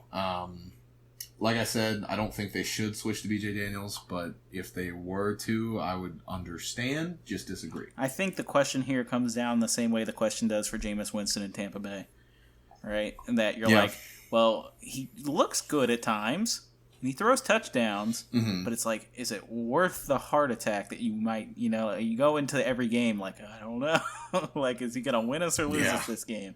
Where I don't know what you're going to get out of BJ Daniels. But then if he is more consistent, and if he doesn't maybe he's not making the big plays, I don't know what he brings, honestly. I know he has mobility, but so does Brandon Silvers, really. So I'm curious to see. I don't know. And another thing you have to look at, and I read this on Twitter, and I think this is true. I don't really know for sure that Jim Zorn has been without his offensive coordinator since week 1. Like he literally has not had his offensive coordinator. He's not supposed to be the play caller. The other guy. What happened to his offensive coordinator? It was his personal issue, I think, that he's had to deal with. Oh, okay. And he's supposed to come back. Call each other a bitch. And one thing I read is that offensive coordinator runs a very tight end heavy offense, which is not this offense that they're running right now at all. So perhaps and maybe Brandon Silver's skill set works better for a tight end heavy offense. That might be the case. I would say his skill set is better for kind of a quick passing game, as opposed to kind of what they're doing right now, which is kind of midfield. They don't really go deep that often, but like a midfield and then kind of supplement with the run. Yeah, throws inside the numbers towards the middle of the field. Yeah, perfect way to put it. Throws inside the numbers. So maybe, but again, like I said, I'm not really impressed with either, and maybe they're just not using them correctly, but I'm not really impressed with either tight end option for the Dragons. So. Thing I wanted to point out in this game, sort of a jokey point out, Austin Prohl didn't slip any. Joke. So... Yes, it has been 1 week since Austin Prohl slipped. So we will keep a tally. I'm feeling better about him right now. Did Christian Michael slip this week? I don't remember him slipping. I don't remember slipping. No one slipped this week. Did anybody's helmet come off this week unintentionally? Yeah. Obviously, their run game always works. They spread it out. They were going against a good defense on this one, so obviously they didn't put up the numbers they normally do. But still very solid. They love to run the ball. They have a super balanced attack. So I would really like to see them. I know he had 4 targets, but I would really like to see them kind of use Trey Williams a little more as kind of work him in more as like a slot back, more than they do, because I think he would be good at that. Yeah. But again, what do I know? I'm sitting in my apartment while they're coaching football, so I don't know shit. No, Thomas, you played at the D3 level. You have the in-game experience. Okay, I have never, ever said that as a badge of honor, because it's not, so do not put that on me, you cock. You fuck. Go Westminster Blue Jays. Let's go. Fulton, Missouri, stand up. All right, let me look at my show notes real quick, see if there's anything I wanted to talk about with this offense. I wrote Brandon Silver's the Jameis Winston of the XFL. Yeah, all right. Nothing else. I just said Silvers continue to make big mistakes in big moments. So, all right, let's talk about the Renegades defense right quick. All right. Really good day by their linebacking core. They just played really good. Tigre Scales, another good game. Tristan Deku, actually, with another good game. He came up a lot and was kind of the... I don't want to say slot LB because it really wasn't the slot LB. He would come up from the line. He would still be playing safety, so you can't really call him like an extra linebacker. But he would show blitz a lot and he would bring it. Darren Smith was great. Yeah, he was. I really noticed him in this. I was going to point that out that I haven't noticed him in the previous games as much. And for some reason, this game, I was noticing him all over the field in coverage. I was like, oh, okay. Good for Darren Smith. I really hope he gets a shot in the NFL. To be the back end of a defense, because I really do think he can do it. He is almost, I think he's almost 30. Maybe not. He might be like 27. I want to say he's 29. Yeah, okay, then he is almost 30. But I really do think he can do it. If not, I really do think he can be a worthwhile contributor on special teams. So if a team needs depth at safety, I think he's your perfect guy to sign to be like that third safety that comes out on those packages. So really like Darren Smith. He of the condensed version of the game that I was watching, he popped out to me. Your boy, I was going to mention Kikaha actually had a very good game as well. He so I think what worked for him in this game is, so we saw him against so who'd they play? Wildcats, Josh Johnson last week, and week 1 was Jordan Ta'amu, right? What is the similarity there between those two quarterbacks? Mobility. Yeah, I don't think he has quite the speed. He gets outrun a lot. In this game, going against Brandon Silvers, who has some mobility, but not the same level as Jordan Ta'amu and Josh Johnson. I wouldn't call him a mobile quarterback. He was able to get there more. I think he has issues chasing down quarterbacks when they start running, but a guy who sits in the pocket, I think he has a better opportunity of getting more involved, bringing pressure. So I think that's where he stands out here, and that's why he had a good game today. Anyone else that stuck out to me? I'm trying to remember from Josh Hawkins. Josh Hawkins had the huge pick on Brandon Silvers in a critical moment where they were driving down the field, and it looked like they could probably score. And that was another one of, it was an awful ball by Brandon Silvers, but Josh Hawkins, I think he came up big last week too, and he also returns kicks, if I'm correct. So, Yes. he's a guy who gets involved a lot, so good on him. Anything else to talk about? Yes. Yeah. Nope. I didn't actually write that many notes about the Renegades defense, probably because they kind of do the same thing every week. Ooh, man, my voice cracked. Ooh, you are a growing boy, sir. Is that how long have we been talking, honestly? That's probably the issue. Hour and a half, I think. So, okay. So you don't yell every day like I do, so you're not tempered by steel. Yeah, I don't exercise my vocal cords and do isometric exercises with my throat. Yes. I say as I have to clear my throat. Fuck. Said All right. yes. All right. Yes, Move on to the fuck. next. Let's move on to the next game. New York Guardians at the St. Louis Battlehawks. The Battlehawks Oh, fuck, were bro. favored by 4. This was a bad game, Yeah, dog. this was a bad game. The Battlehawks were favored by 7.5 points. 10.5. Was it 7.5? I thought it was 10.5. And in the game, it changes. Okay, you got to keep in mind, Thomas. When we It write changes. down the Oh, thing, did it change at halftime? there's a whole day between when the games actually, and in this case, 2 days I between gotcha. when the games actually happen. Okay. And also gotcha. those things change throughout the game. So that's why our over-unders and our things are going to be different, because we do this on Thursday, and the games don't happen until Sunday. So I got you. our things will be a little different, but on the day that we did this, it was at 7.5. The over-under was 42. We pretty much called this one completely right, except you got one thing wrong. What did I get wrong? So in the, I'm gonna just give you the L here. In the thing, in the little pre-recorded thing, you called it 28-14. You said you were taking the under, when in fact 28 plus 14 is 42. So you took the push. I told you to double check it, so you sabotaged me, you saboteur. I'm just going off your because score. I double checked it. No, because I said at the end of it, I was like, "Hey, do me a favor," and then when I texted it, I was like, "Hey, do me a favor." I'm not doing so you you no ignored favors. me. So you This is ignored the me in score order to get you the one wanted. up. You just didn't You do are the the math. weasel here. You are the betrayer. So you caught the L on this one. This is actually no, you caught the 2 fucking games L. in a row that you got. Oh, You got well. When we get to the overall records, I think Yeah. I'll be fine. Well, not in the over-under category, you're not. But anyway, I think I got all of this correct. Yes, I did. All right. It was the Battlehawks that covered, and it was the under. So let's talk about this game, all right? Let me pull up Let's the do it. stats for reference, and let's start with the Guardians' abysmal offense. Yeah. We saw 3 different quarterbacks in this game, so let me just throw this out. Which one performed the best of the 3?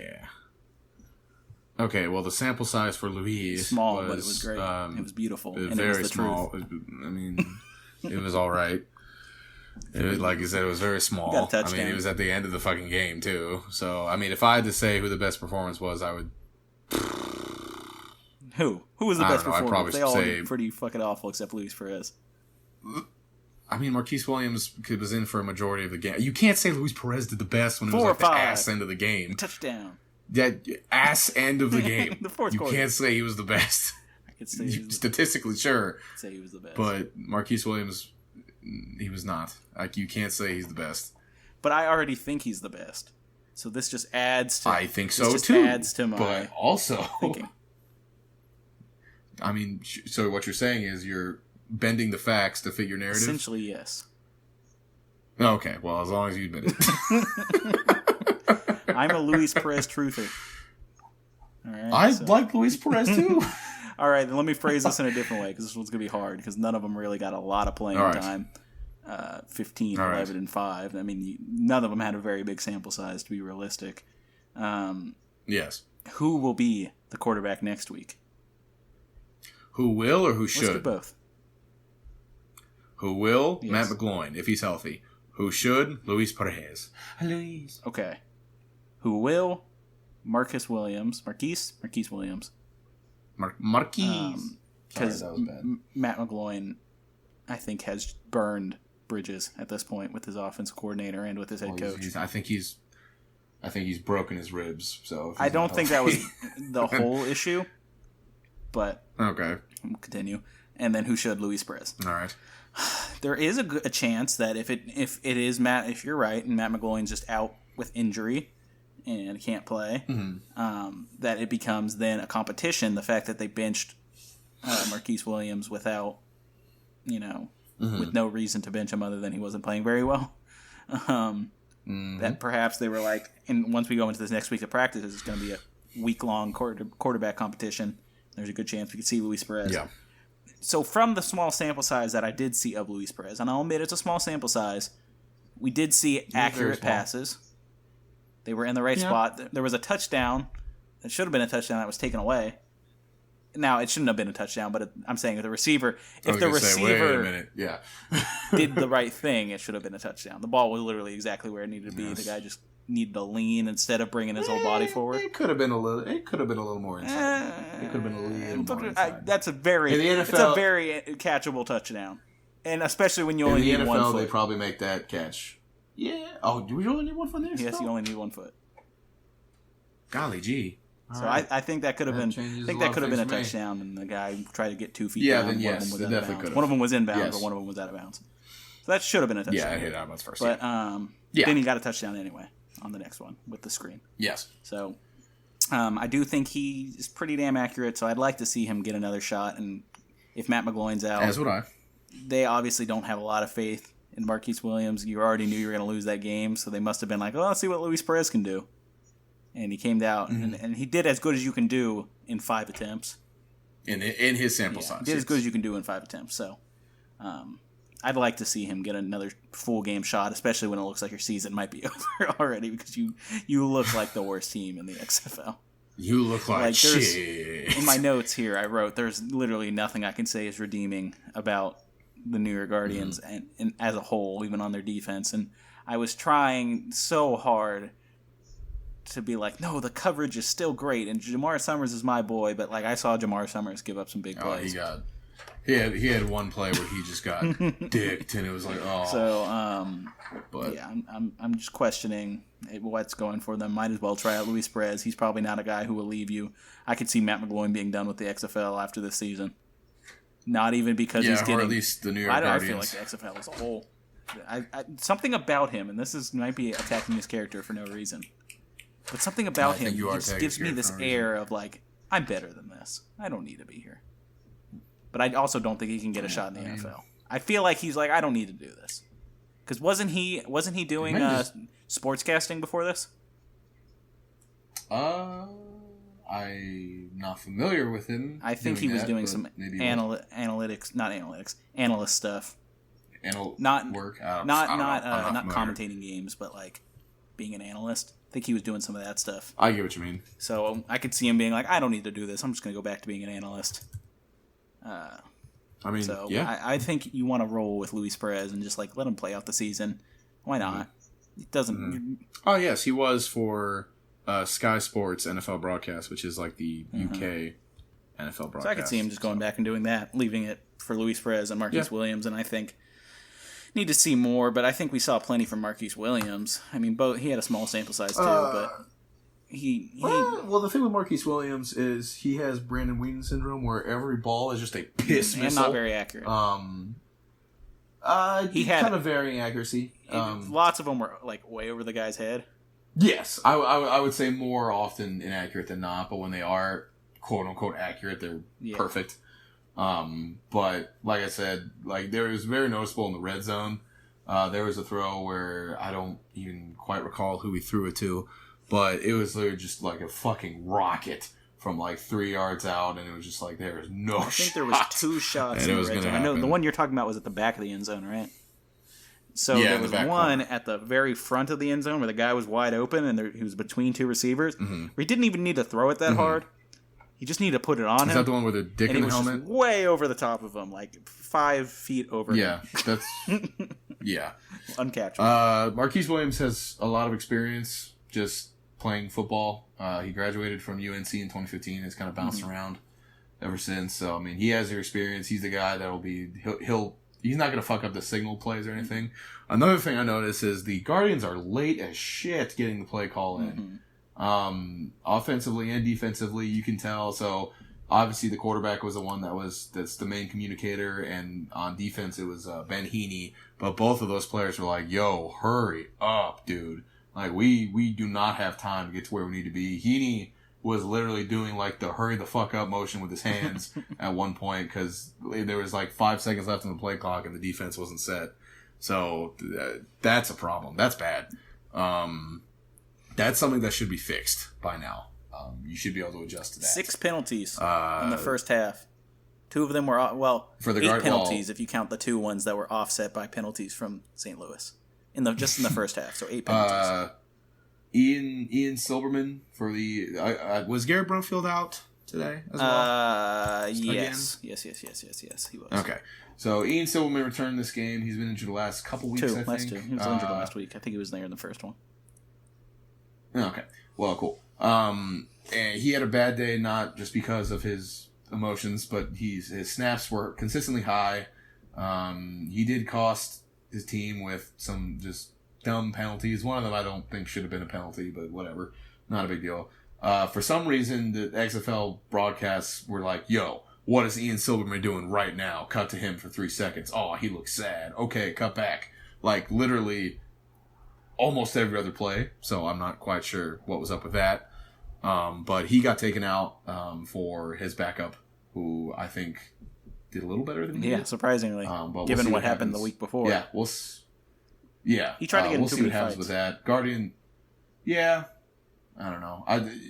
It's hard to tell with what's going on in the trenches, so maybe they were just doing some stupid shit, and then he did some Did stupid you shit see back, that and one he's play gonna where get the caught, blah, blah, blah. Battlehawks guy was trying to get in their huddle like he was one of their players?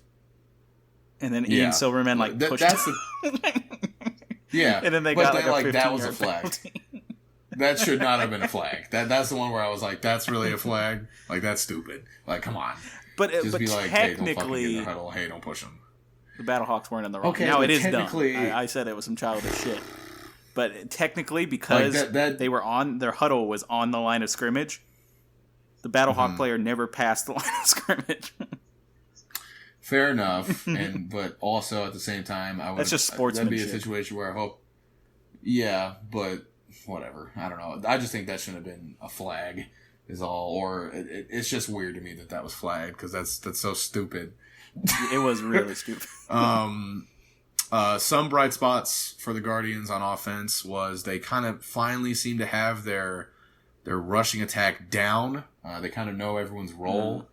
Tim Cook and Darius Victor are the running backs. Tim Cook mainly, and Darius Victor's in there for a change of pace role.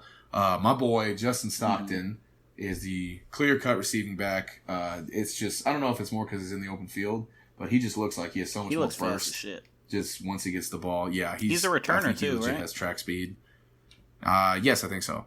So he finally got to see some playing time. I don't know if he's been hurt or they just couldn't figure out a way to get him in the game. But he had a pretty good day. There was one where it was kind of a fuck it, like little shovel dump off that if he caught, he probably would have gone 20 yards. Yeah, we can't blame him for that one. That was just kind of he didn't know that ball was coming to him. Yeah. So if I'm the Guardians on offense at this current moment, I'm like, all right, Matt, what do you want to do, big fella? Like, how are your ribs? We're probably going to be between you and the Louise this week. See what's going on there. Who do they play next week? They play the Wildcats. Okay, That's so shit. So Luis Perez's revenge game. Luis Perez, yeah, that's what I said. Luis Perez. That is what you said. Yes. Receiving wise, they're kind of all over the place. Mikhail McKay again, quiet, but I think he was just covered. They played a good defense in the Battlehawks too, so I mean, whatever. They just kind of got to figure out their O-line situation. They got to get stable at quarterback, and then they got to go from there. We'll talk about their defense later, I guess. But that's all I have to say. Okay, let's move on to the Battlehawks defense right quick. Rock quick now, dog. First thing I want to talk about because this was pretty exciting for me. Kenny Robinson. He had a pretty good. He had a pretty good day. Not just on that one interception. That was his first interception of his pro career. He was actually pretty damn solid in coverage too. I was keying in on him because like every once in a while I'm like, oh, there he is, and then I like watch that player for a long time because I'm like I've been trying to watch this player, but I never catch him. I never see him. So I was watching Kenny Robinson a lot, and he's really solid over the top. I think. He's got just decent coverage skills, and he's a decent tackler. So I think he's solid. I don't think if he does get drafted, which I think he will. I don't think he'll probably be a starter anywhere, but he could definitely be a solid substitute guy in the XFL. I mean, the NFL. If he's in the draft pool, you probably not. Maybe you don't know the answer to this question, but like, could he go to the combine? I don't think so. I don't think so. Okay. I don't think so. I wonder if because I've heard West Virginia people would even say have him back it for a like pro this day. that the XFL is his combine. I've heard people say that. So what that would lead me to believe is that he would not be attending the combine. And I mean, he'll work out for teams if they invite him for private workouts anyway, so that doesn't really matter. Yeah. But yeah, all right, okay. Will Hill. William Hill. He had I think he had some penalties on him though, if I remember correctly. He was kind of beefing with people, but he was there a lot. He's an aggressive dude. He loves to tackle. So that's one of the guys. He was in on a run play at one point too. That was pretty damn good. Anyone else I want to pull out here?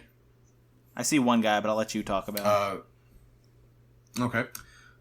So I'll start off with Terrence Garvin, who's consistently just been great at linebacker for the Battlehawks. He's a really good run-stopping linebacker. He's basically ever run plays. Will Clark had a very good day. Really, their whole D-line had a pretty decent day. Just kind of getting everywhere. I think a lot of that's because the Guardians' O-line is not good still. But mainly, I want to talk about my boy, Andrew Ankra. So he had a really good day again. I'm really happy to see him doing stuff, especially after that first week where he did nothing and I was kind of worried. You can still kind of see his rawness whenever he moves around. His moves aren't necessarily quick, but he's only 23. He's got the juice. Get him on an NFL team. Get him with NFL coaches. I think he can be one of your guys. So yeah, Casey Sales, also another member of the D-line that had a pretty good day. He got that sack and then got the Finmans for it because he traded his football. He did get the Finmans. That was nice. There should be more moments. That's the good like moments when they go on Twitter. People are like, "Oh, the XFL." Oh, the XFL. And then the NFL, it's literally like Cam Newton giving a ball to a child, and then it's like, well, of course he gives it to the white kid because he hates the blood. And it's like, what? What are you talking about? Like, people are stupid. Anyway, yeah. So another good day defensively from this unit, but they're a good defense, so you kind of expect that at this point. Right. Yeah. I don't know what else to say. They have just a solid defense. Their defense is a lot like the Renegades to me. They're just solid in the back end. Really good front seven. They have great pressure. And that's just, I've noticed they're kind of similar teams. I like their front seven. Not on offense. I like their front seven. Not on offense at all, but on defense. Not on offense at all. Well, nobody is. Yeah.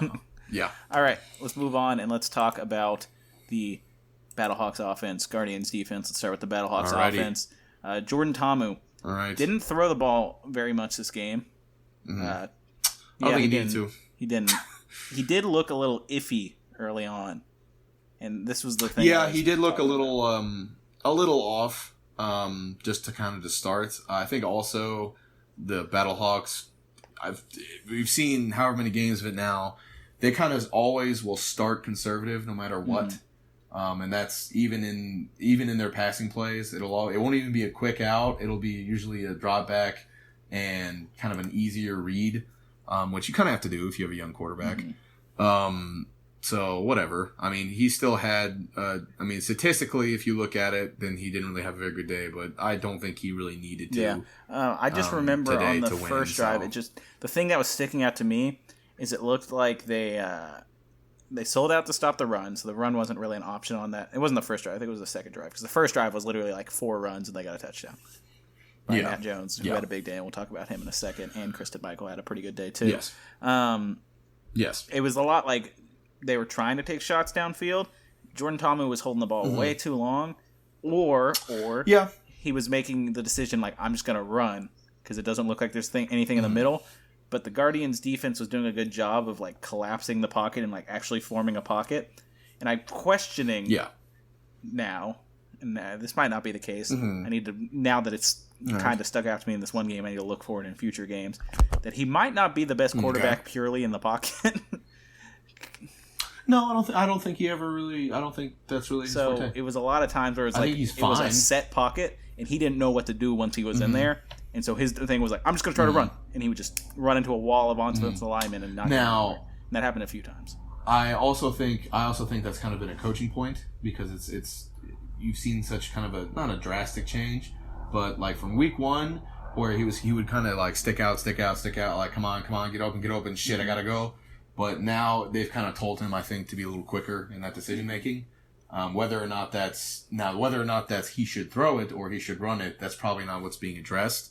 It's probably just like if you feel like you gotta go, then go.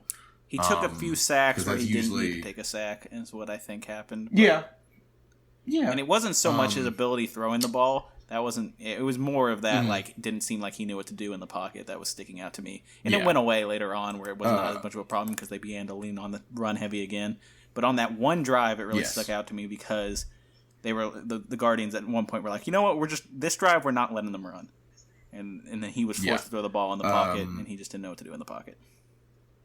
The most disappointing thing to me about this game was I learned nothing new about Jordan Thomas. Yeah, it really wasn't a Jordan Thomas game.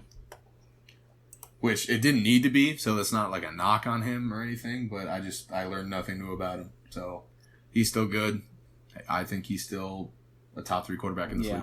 So now he probably should have had a big day, but that they didn't need to. You're right. Like he probably could have had a big day. He didn't need to. But he could have. When they got ahead, whatever. It was like we'll just run the ball. You know. Yeah. Like any sensible team. So yes. Yeah, Matt Jones, huge day, another huge day. Probably the best running back in the XFL at this point. He consistently puts up. Wow, that's weird to say. Yeah, he consistently puts up 75+ yard games and touchdowns. Kristen Michael got more involved in this game. Keith Ford out again, so they had to use him. But he was being more used as a power back than anything, which I thought was strange. And so go ahead. Sorry. No, go ahead. Okay, I was just gonna say Christian Michael. Watching some of his plays back, I think it's good that they're not having him be kind of more of the like get to the outside guy, and they're kind of using him more as a, like you said, a power back, but more of just like a change of pace role as opposed to you are our outside the tackles guy, because he can do the outside the tackles, or at least he has in the past. But he was much better this game. He looked way more comfortable running. His strength has always been once he's in that second level to kind of be a little shifty and kind of get the tough yards. So he looked much better at that today. And now the Guardians' defense is putrid. Yes. But this is definitely a positive for him after coming off of some really just black games. So this maybe will give him a kind of a confidence boost, and he's like, I can still fucking do it. So hopefully we kind of see more of this Christian Michael as opposed to the Christian Michael where it's like, oh, I slipped, oh, I fumbled, oh, fuck. So that's all I got to say about that. Yeah, Matt Jones is the guy you just need to have in every down, and then when he gets tired, you put either Keith Ford or Christian Michael out there to just fill in for two or 3 plays. And you get Matt Jones back out there. Though they did kind of split carries in this one. And obviously, Matt Jones was more efficient on his carries, but I think that's fine, and they were running them a lot. I still think you get to the point where Matt Jones gets 20-something carries a game, but in a game like this, you were never in doubt of winning at any point. Immediately you knew. Yeah. And immediately you knew the running game was going to work no matter who you had in there. And we'll talk about that when we talk about the Guardians defense, which we might as well, because there's nothing really else to talk about here with the Battlehawks offense, unless you have something you want to say. I mean, their receiving game wasn't. I mean, it just wasn't a passing game, so nothing to really talk. It wasn't a passing game that they had, so it doesn't matter. All right, let's move on to the Guardians defense, and I don't know, because you didn't really predict on this. You didn't have as much time as you normally would, or were able to discuss with me on the preview. But I was making a point to say, Battlehawks are one of the best running teams in the league, and the New York Guardians are one of the worst run defense in the league. And this is it was just clear what was going to happen. Just makes no fucking sense. Are you ready to leave your position of them being a good run defense? Because you were trying to hold it last week. Yeah, they're awful. No, they're terrible. It seems like they don't know what gap they're in. They can't make the tackle when they have to. They constantly get washed by offensive linemen. They don't really get penetration. All of their personnel points to them being like a hard-nosed, run-stopping defense, and it just isn't. I think their 2 linebackers, Rotimi, what's his first name? Rotini? Bun me, rotimi, rotimi. What is it? How do you say it? Can you say it better?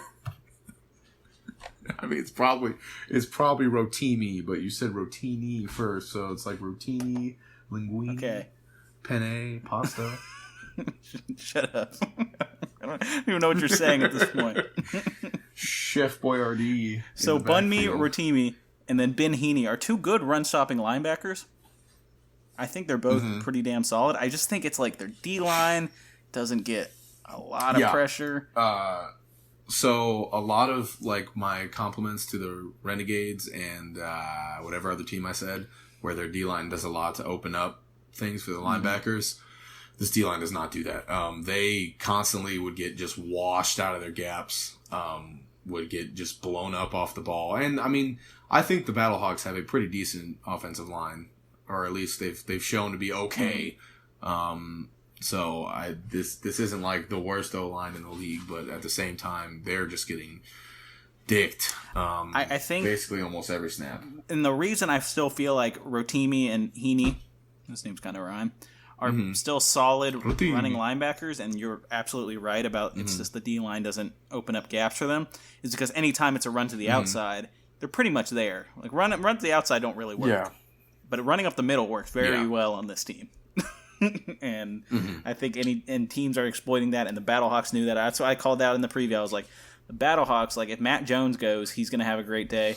And then I also threw a little shade at Kristen Michael, because I still not 100% on it. I was like, he's probably gonna have a good day today if Keith Ford's out, because this run defense is really bad. Yeah, and I mean, like if you look at their D line, like if you look at how they were in college and what their strengths are, like this is supposed to be a run stopping defense. So I don't know what they need to do in order to kind of simplify things or whatever, or just get the players to make the plays. Maybe they're not very good. I mean, that's always a possibility. But just at the same time, it's like, fuck, bro.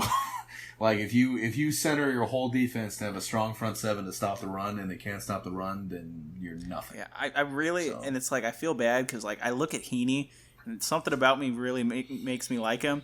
He just has that classic middle linebacker vibe about him, and he's the guy calling out the plays, and he just looks the part, and he's fast as shit. I'm like, I wish he was on a better team.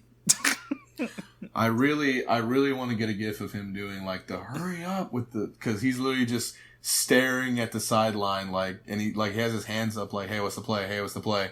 And then the Battlehawks are literally lining up, and they're still like standing around. He's like, come on. So, I really want to see if I can find a gif of that. Yeah, just another disappointing day for the Guardians defense. Safe to say this is probably the worst defense in the league. Unfortunately, this might also be the worst offense in the league. Yeah. So let me think. Are they the worst defense in the fantastic. League? I would struggle to think of one that's worse. Yeah, no, they are the worst defense in the league. Because it's not like they have stretches of good and then epic fuck ups like the Vipers. They're just kind of bad. Yeah. So, yeah. Yeah, I mean, they should be a run-stopping team, and they can't do that. They built themselves to be a run-stopping team, and when they can't do that now, they can't do anything. So that just sucks. It's the classic. It's the Wade Phillips defense when he doesn't have outside edge rushers. It's terrible. So. Yeah, and I feel bad. New York needed a good team. Yeah, they're a big market. I feel bad for the XFL too. This is a giant market that the team sucks. Yeah. And they went and got the MetLife Stadium. Now fucking 5,000 people are going to come to that stadium. Vince McMahon. They're going to play in MetLife. You think MetLife, you think Broadway football. Joe. Yeah, they fucked up on that one. All right, let's move on to our next game. And our final game we're going to talk about. How long have we been going? Yes. You know what? Almost it's going to be about the same as 153. Huh? All right. It might be like a hair shorter. Yeah. But yeah. Okay. Again, 30 minutes of it was viewer questions and wrestling nonsense. Yeah, I know. We did a lot on the wrestling segment. Yes. Okay. Let's move on to the DC Defenders at the Los Angeles Wildcats. What a surprising game. All right. Now, let me say, yes. Not as surprising to me. If you listen to my preview. Well, okay. I said, Now, Oh, I did well. I did call them. I did say that the Defenders were going to win. Look at my score here, Thomas, 28-20. And I originally had them. Yeah. I had it 27-20. I don't even remember what my fucking prediction was. And then I was Yeah. like, well, okay, I got to decide if they're going to cover or not because I don't want the push. And then so I just bumped them up 1 point. Mm-hmm. But I did feel like the Wildcats really had a chance in this game. Now, I didn't expect this. Mm-hmm. I'll tell you that much. I'm not that smart. But I did predict that the Wildcats were going to take a huge jump here. And even though the Defenders were looking like one of the best teams in the league, I felt like Josh Johnson had shown so much to me in that first game that I was like, man, this is him coming off an injury, just jumping into the game, and he looked already like one of the best. The thing I thought was confusing is so many people after that game were talking about Josh Johnson didn't have a great day. And then I look back at his stats, and something like he had like 215 yards, 2 touchdowns, 0 interceptions. If you don't think Josh Johnson had a good day, That's what they were saying. That's what people were saying.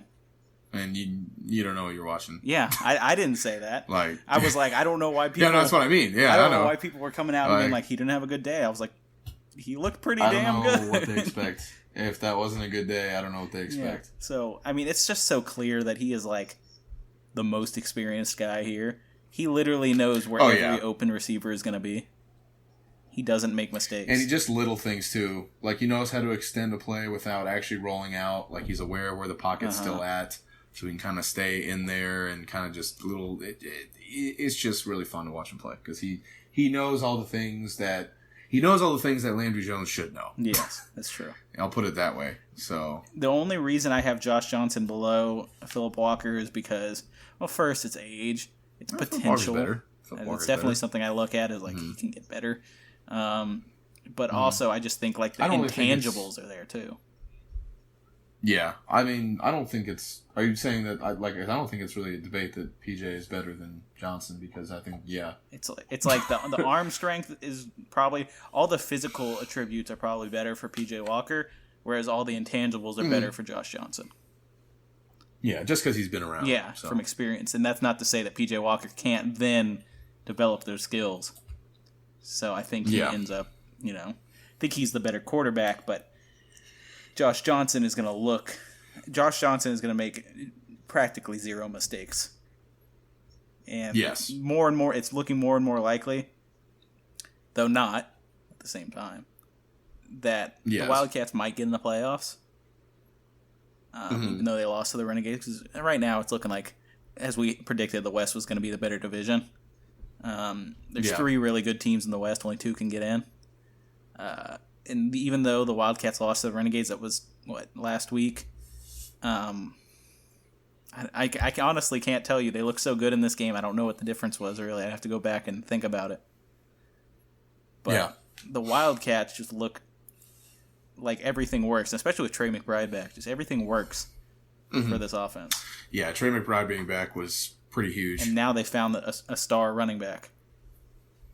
Yes. Who had a huge day, both in the air and on the ground. Even though now I'm looking at stats, it doesn't look quite as impressive as it did when we were watching the game. Yeah, but you can't. Isn't that weird? You can't look at stats with that. Yeah, no, I thought the same thing when I opened it up, but you have to also take into account that they kind of spread it out pretty good. So, sorry, I think my headphones I'm using to talk to you just shot me in my ears, so that felt great.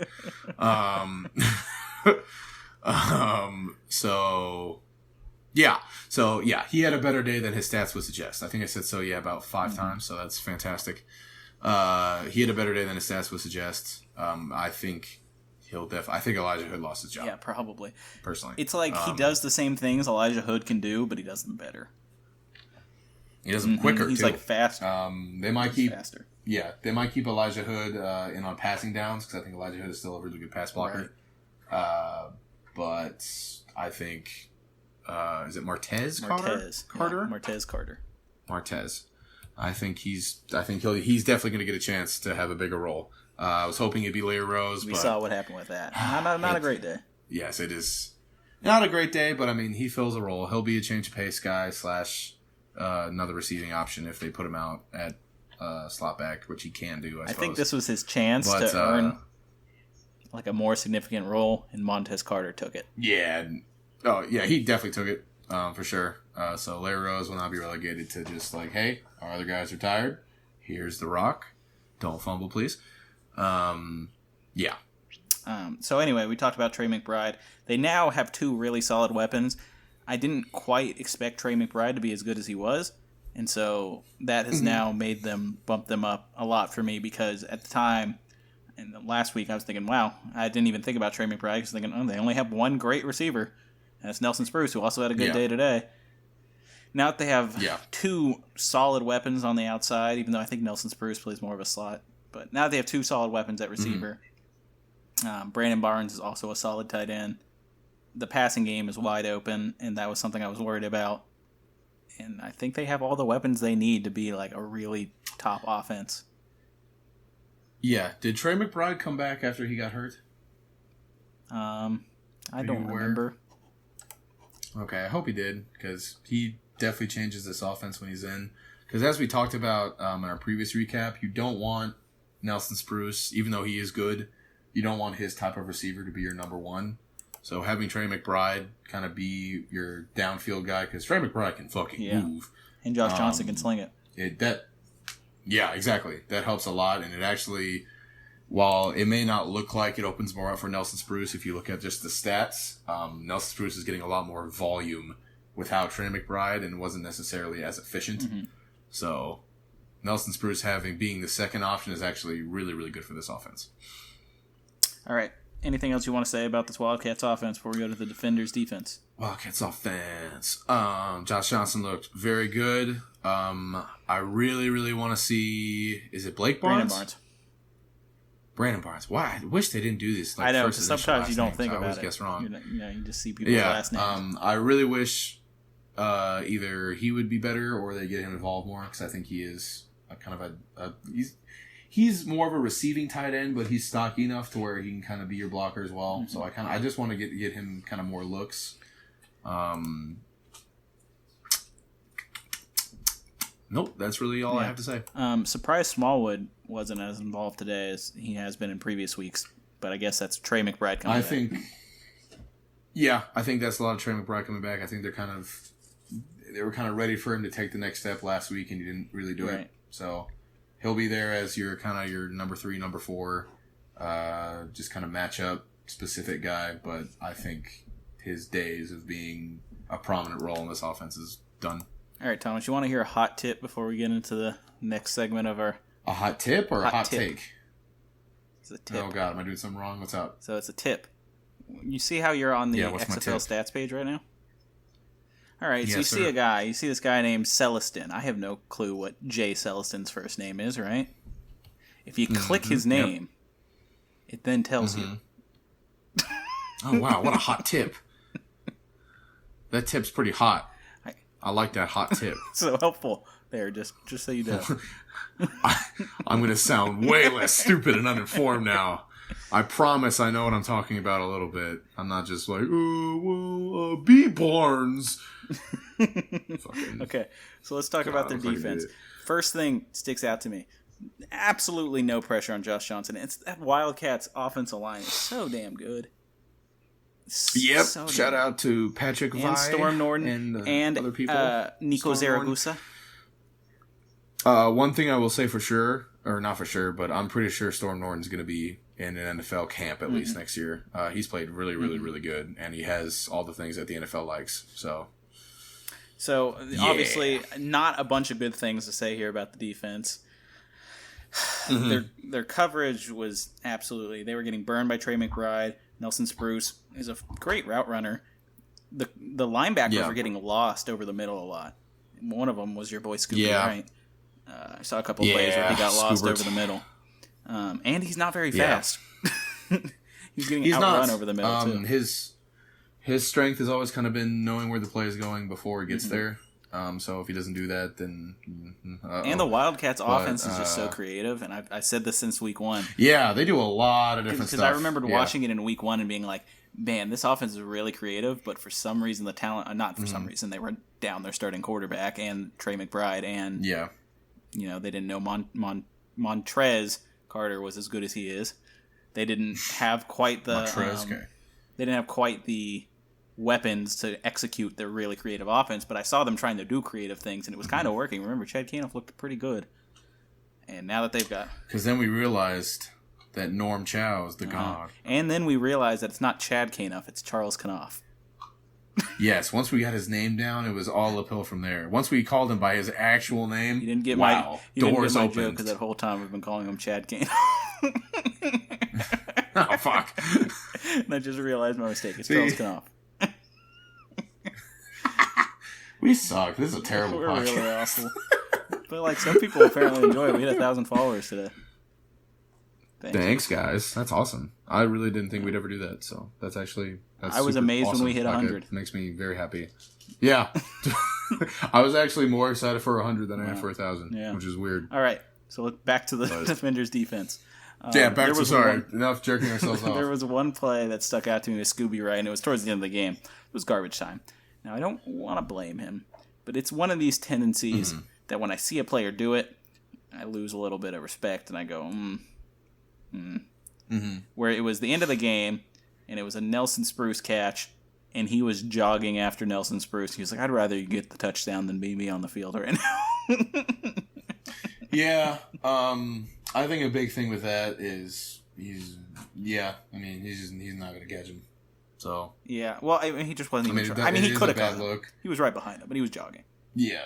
So I thought it was things like that, and it was more of like you could just tell. And so I'm not blaming Scooby Wright for that. It's the team as a whole had not faced adversity. This This is the their first time they test, faced adversity, and they weren't up for the task. They thought they were so good that when things weren't going their way, they had no fight. Well, that's why kind of this whole time I've been kind of very apprehensive about the Defenders, just because I didn't think they really had played a very, very good team, really. So now I think they're better than this. Yes. I think we'll talk about the offense later, but I think this was just a bad day on all fronts, and it sucks that it had to happen with their first away game and against the second best quarterback in this league. But it did happen. So. Yeah, and their playmakers just didn't really step up. No one jumps out to me here as being like a difference maker. And I can't highlight any players for doing good things, really. I do want to say, Sam Montgomery, great that you got a tackle for loss. You're also down 27 points, so maybe don't do your celebration. Who is number 38? He also did something as well that I didn't like. Shamarko Thomas. He's actually he's actually good. Deflected a pass and then got in Nelson Spruce's face and said, "You ain't shit. You can't do shit against me." Blah, blah, blah, and they were down by 30 points. See, and I was like, he kind of roasted you. He has 80 yards on the day. So I'm actually more okay with that than with Sam Montgomery, because if you're a DB and you don't talk shit, you probably suck. So even if you are down 30 points, your DB should always be talking mad smack. And Nelson, but here's what made him look like an idiot. Nelson Spruce was just laughing at him. Nelson Spruce didn't even have to say anything back. He just laughed at him. Because why would you even engage?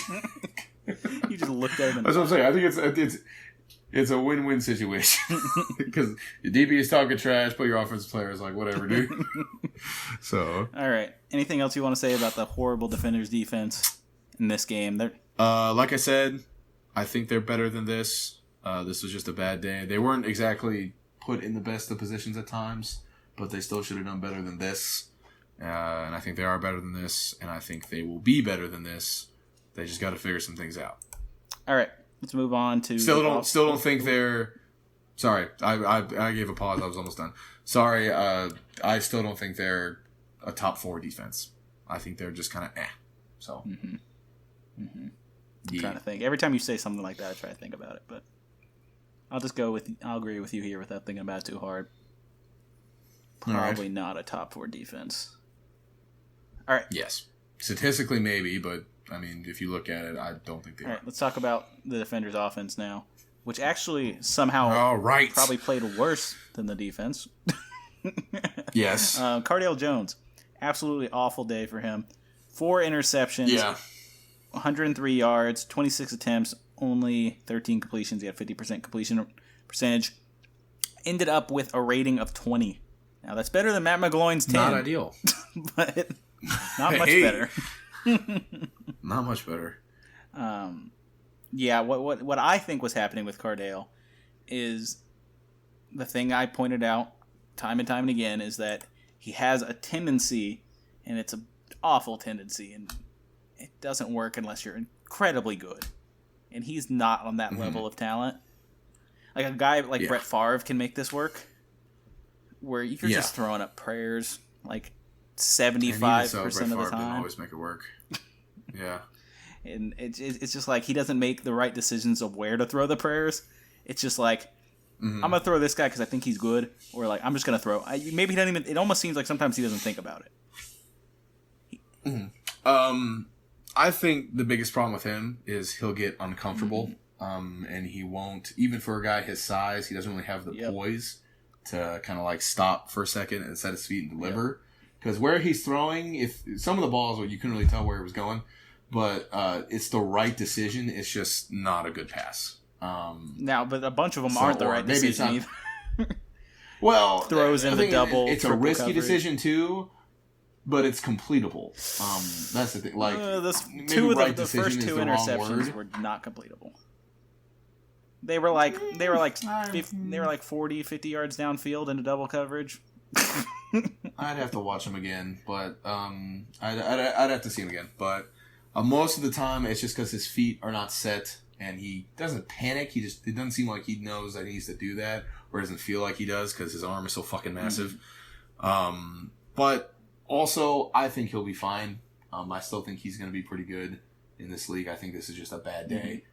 I think you got to kind of take these games with him and use them to kind of make him better, because the highlights of Cardale will be ridiculous if he figures it out. The thing with him is that against a team that's not as good on defense, that isn't playing as tight of coverage, especially over the top, he's going to look excellent because those prayers work more often. When you're in single coverage deep, there's a better chance just of catching the wide receiver, catching that ball or outrunning his guy.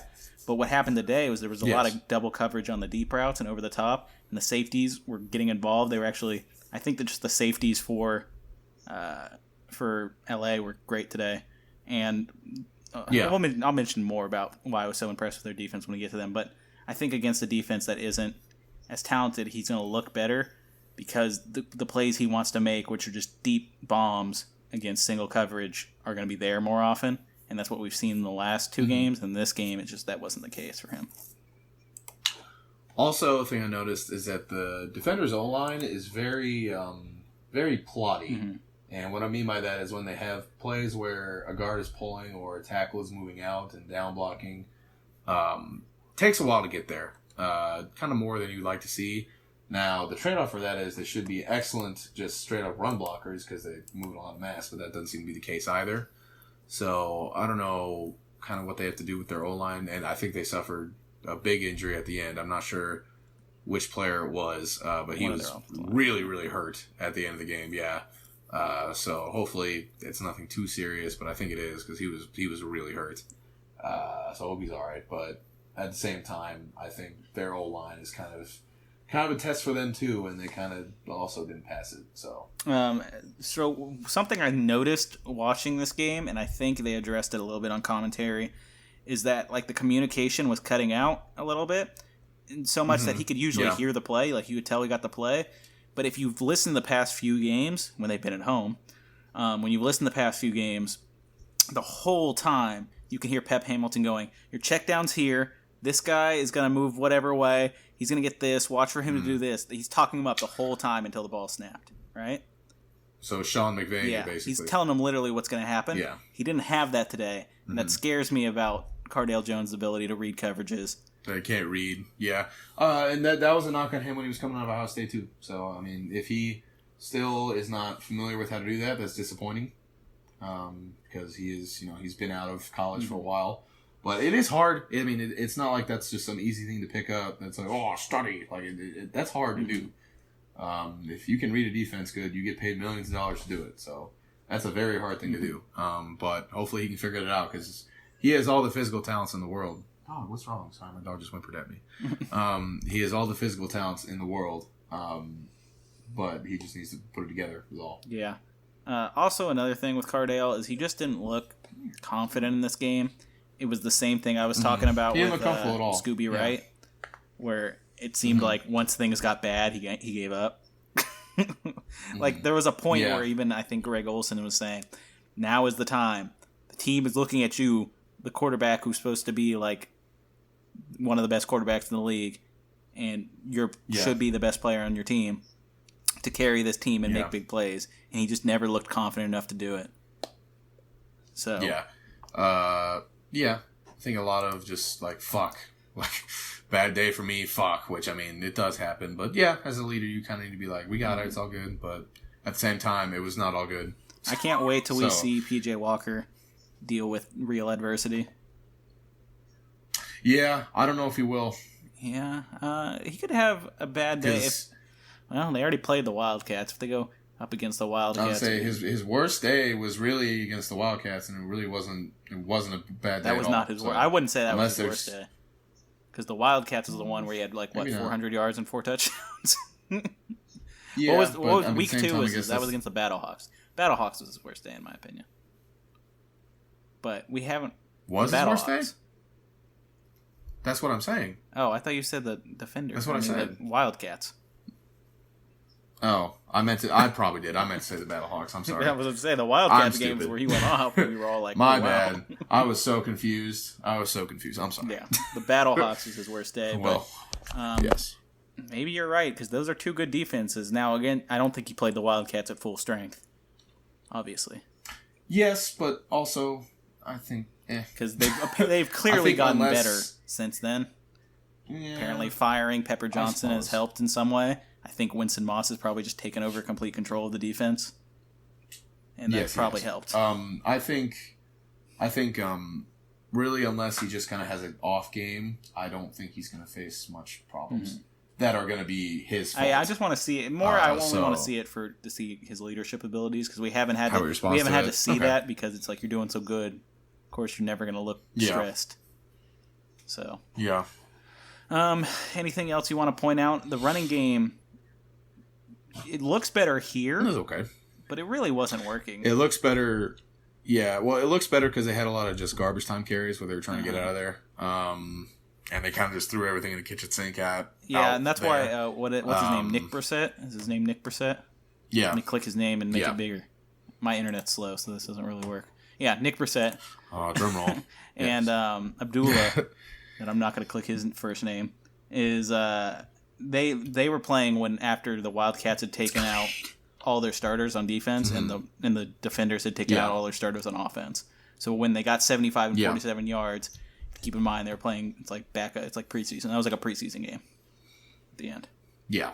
But if you look at Donnell Pumphrey and Jarrell Presley, neither of them had a huge day. So. Yeah, and that might be how they have to kind of approach their rushing game going forward, because I don't think, even though Pumphrey's done better than we thought he would do, I don't think anybody's really had like the production that they envisioned. So it might just kind of be how it goes, is that they just are like, fuck it, everybody, fuck it. So Pumphrey, I want to mention one thing about Pumphrey. He's a little dude. But there was one play where he was heading towards the outside and he trucked the dude as he went out of bounds, and the guy was out for like a play or two. Yeah. He was shaking up, and I was like, damn, Pumphrey. 5'8", 160 ass. Fucking laying out I think it was a defensive lineman, too. Yeah. And I mean, he can produce a lot of force because he is fucking moving, but like, the Wildcat must have gotten a lot of shit on the side. And he's a little Donnell Pumphrey is legit. Yeah. And Donnell Pumphrey is legitimately one of the smallest dudes playing professional football. For sure. Not a knock on him. Obviously, he's doing great. But just like, dude. And he should be a trash talker. If you're little and you don't trash talk, you probably also suck. Yeah. So, good. All right, let's move on to the Wildcats defense, unless you got something else to say about this Defenders offense. I do not. Wildcats defense today looked like the defense we thought they were going to be during the offseason. They looked.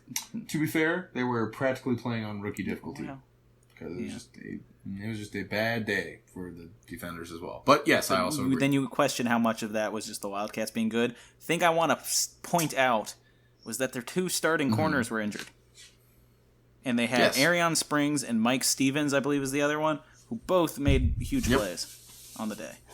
Yes. Yes. So, and they played phenomenal. They were part of the reason the coverage was so great deep. Mike Stevens had 2 interceptions, whereas Arion Springs had 1, but then he also had one. What is that called? And the point after in the conversion. So that doesn't really go on the stat sheets, I don't think. But they essentially both had 2 interceptions on the day. That's pretty great. Is it Ahmad Dixon? All right, Ahmad Dixon. Yeah, that's his name. That's he's a huge hitter, and he's one of a safety that really comes up and helps on the run. So I like him a lot. Will Smith, glad he played. So I think they have a lot of talent on their defense and a lot of great guys. And I think under Winston Moss's control, this team can really be like the best defensive team. And now it's looking like they could be one of the best offensive teams. You might have been right on your prediction of them getting to the championship, though it'll be a hard road in this tough Western Division, especially since they've already dropped one to the Roughnecks and they've dropped one to the Renegades. Yep. I do want to shout out friend of the show, Tawan Jones. He had a very good day.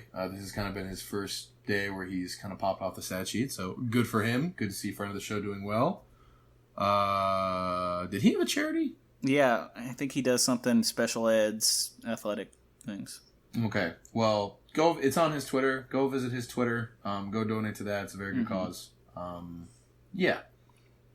Anything else? My son Jack Tocho had an interception. I was very excited when I saw that.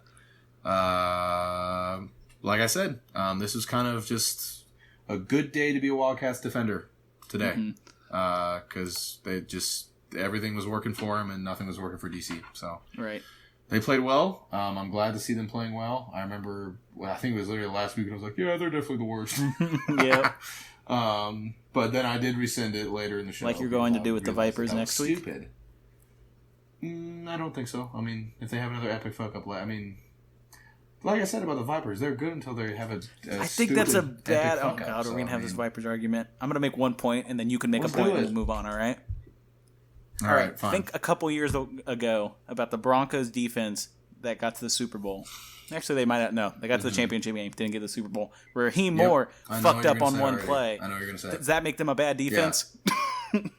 No, because it was only one play. It wasn't multiple weeks in a row where they had fuck-ups. I can't even think of multiple weeks in a row where they had fuck-ups. Only one that's jumping out to me is this week. Maybe it wasn't in a row. So this week, then when they played the Guardians, Colby Pearson was wide the fuck open. Okay, but that was week 1. Problem issues, tackling issues. Okay, but you can't entirely discount week 1. I mean, you can discount a little bit, but you can't entirely discount it. I just think their defense is so, pretty I mean, good. all I'm saying is it's... But okay, we were only going to talk about it for a second because it's not what this discussion is about. Okay. I had that point when we had that. I had that point when we were having that argument before, but we moved on, so I was like, all right. They need to not fuck up. That's all I'm saying. We'll see if they can correct that. Okay, right. Anything else we want to say about this defense? Like, they were getting after it on the run. They were getting after the pressure on Cardale all day. And the coverage was super tight. Like, literally every single phase of their defense worked exactly how it should have worked. Yeah, their front seven was winning practically every matchup. Like 1v1, they were killing their O-line. Their poor... There was one play where Donnell Pumphrey was left into pass block, and I was like, wait a minute. Oh, God. But luckily, Donnell Pumphrey whiffed. So, which is fine. Don't have Donnell Pumphrey into pass block. That's stupid. So, I was like, oh, no. All right. All right, well, that's all we're going to talk about on the games. Now let's just talk about our season totals on our predictions, so we can talk about that. I'm not feeling too glad about this. I noticed you've... All right. What are you going to say? What were you going to say? I noticed you've... Nothing. I just noticed I'm... You're in 2 categories right now, but you're 1 ahead. All right. So straight up, I'm 8-4. I wanted to be 12-0, but I'm not. 8-4 is pretty good. Against the spread, I'm 7-5. I'm disappointed about that one. Over and unders, I'm 6-2. I'm feeling pretty good there, especially because the over unders. I take more gambles than Thomas does.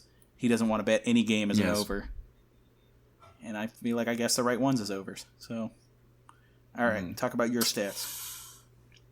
I am under protest with one of my stats, but continue. So I.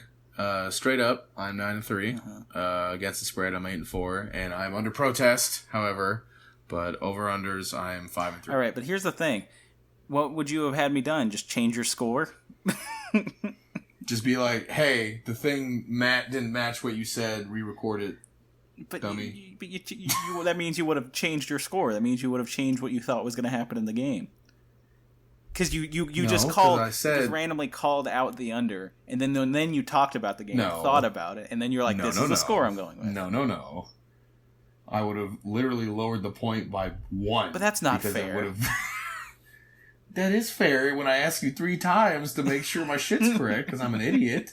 But I'm just saying that's putz. just like that's a bad strat. That means you think the game is different. It's my mistake in the first place. It's actually going to go. No. Okay. No, you're totally grasping the straws here. But it is my mistake to begin with, so it is my fuck up. But at the same I'm not time, here to correct your mistakes. Bro. Yeah, we're competing like, here. Ooh, you fucked up. I'm just going off your. Yeah, the thing winning, I look at, so I don't ever you. think about the over and unders till I write my scores out, and then I'm like, well, what did my score come out to? Oh, it's an over. Okay, cool.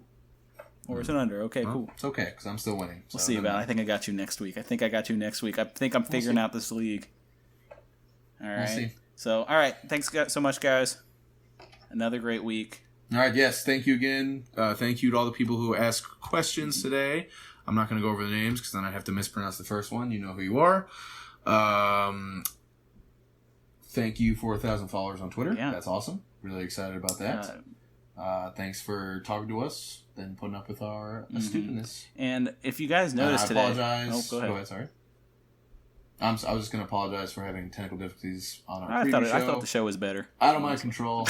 Oh, well. All right, well, I guess this is my last episode, guys. See you later.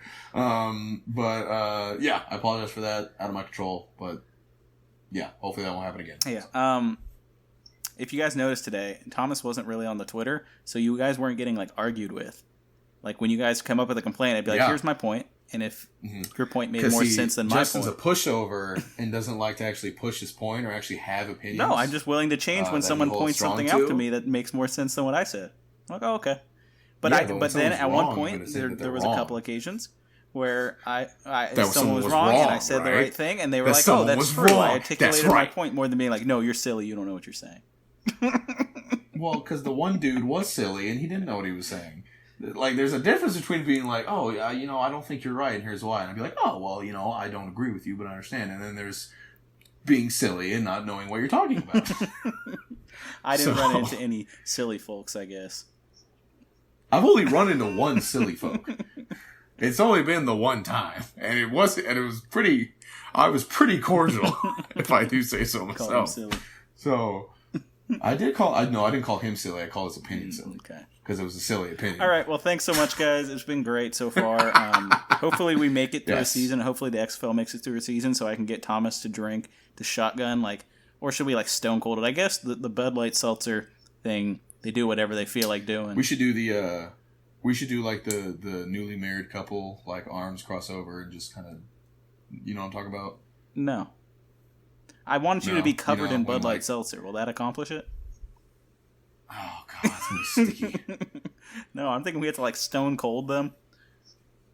I'm cool with that. I'm fine because then most of that doesn't go in my mouth. Most of it just spills all over me, and then I can take a shower and forget about it. Or you have to do that one Battlehawks player who ripped off the top of it with his teeth. Oh, I don't know where I do that. I just need some practice. Maybe I can do it if I just kind of figure out how to do it. All right. Well, thanks so much. Powerful jaws. Tune in on Monday. We'll have, this has come out. Tune in on Friday. Yep, this and is the you'll hear our previews. I really appreciate everyone who listens to our show, and I really appreciate that you've gotten us to the point where we can have followers, we can have advertisers, we can do things that are making our show better and making us fun. Yeah, be able to improve our show for you guys. So thanks so much. All right, we'll see you next week. Appreciate it. Bye bye. Yes, sir.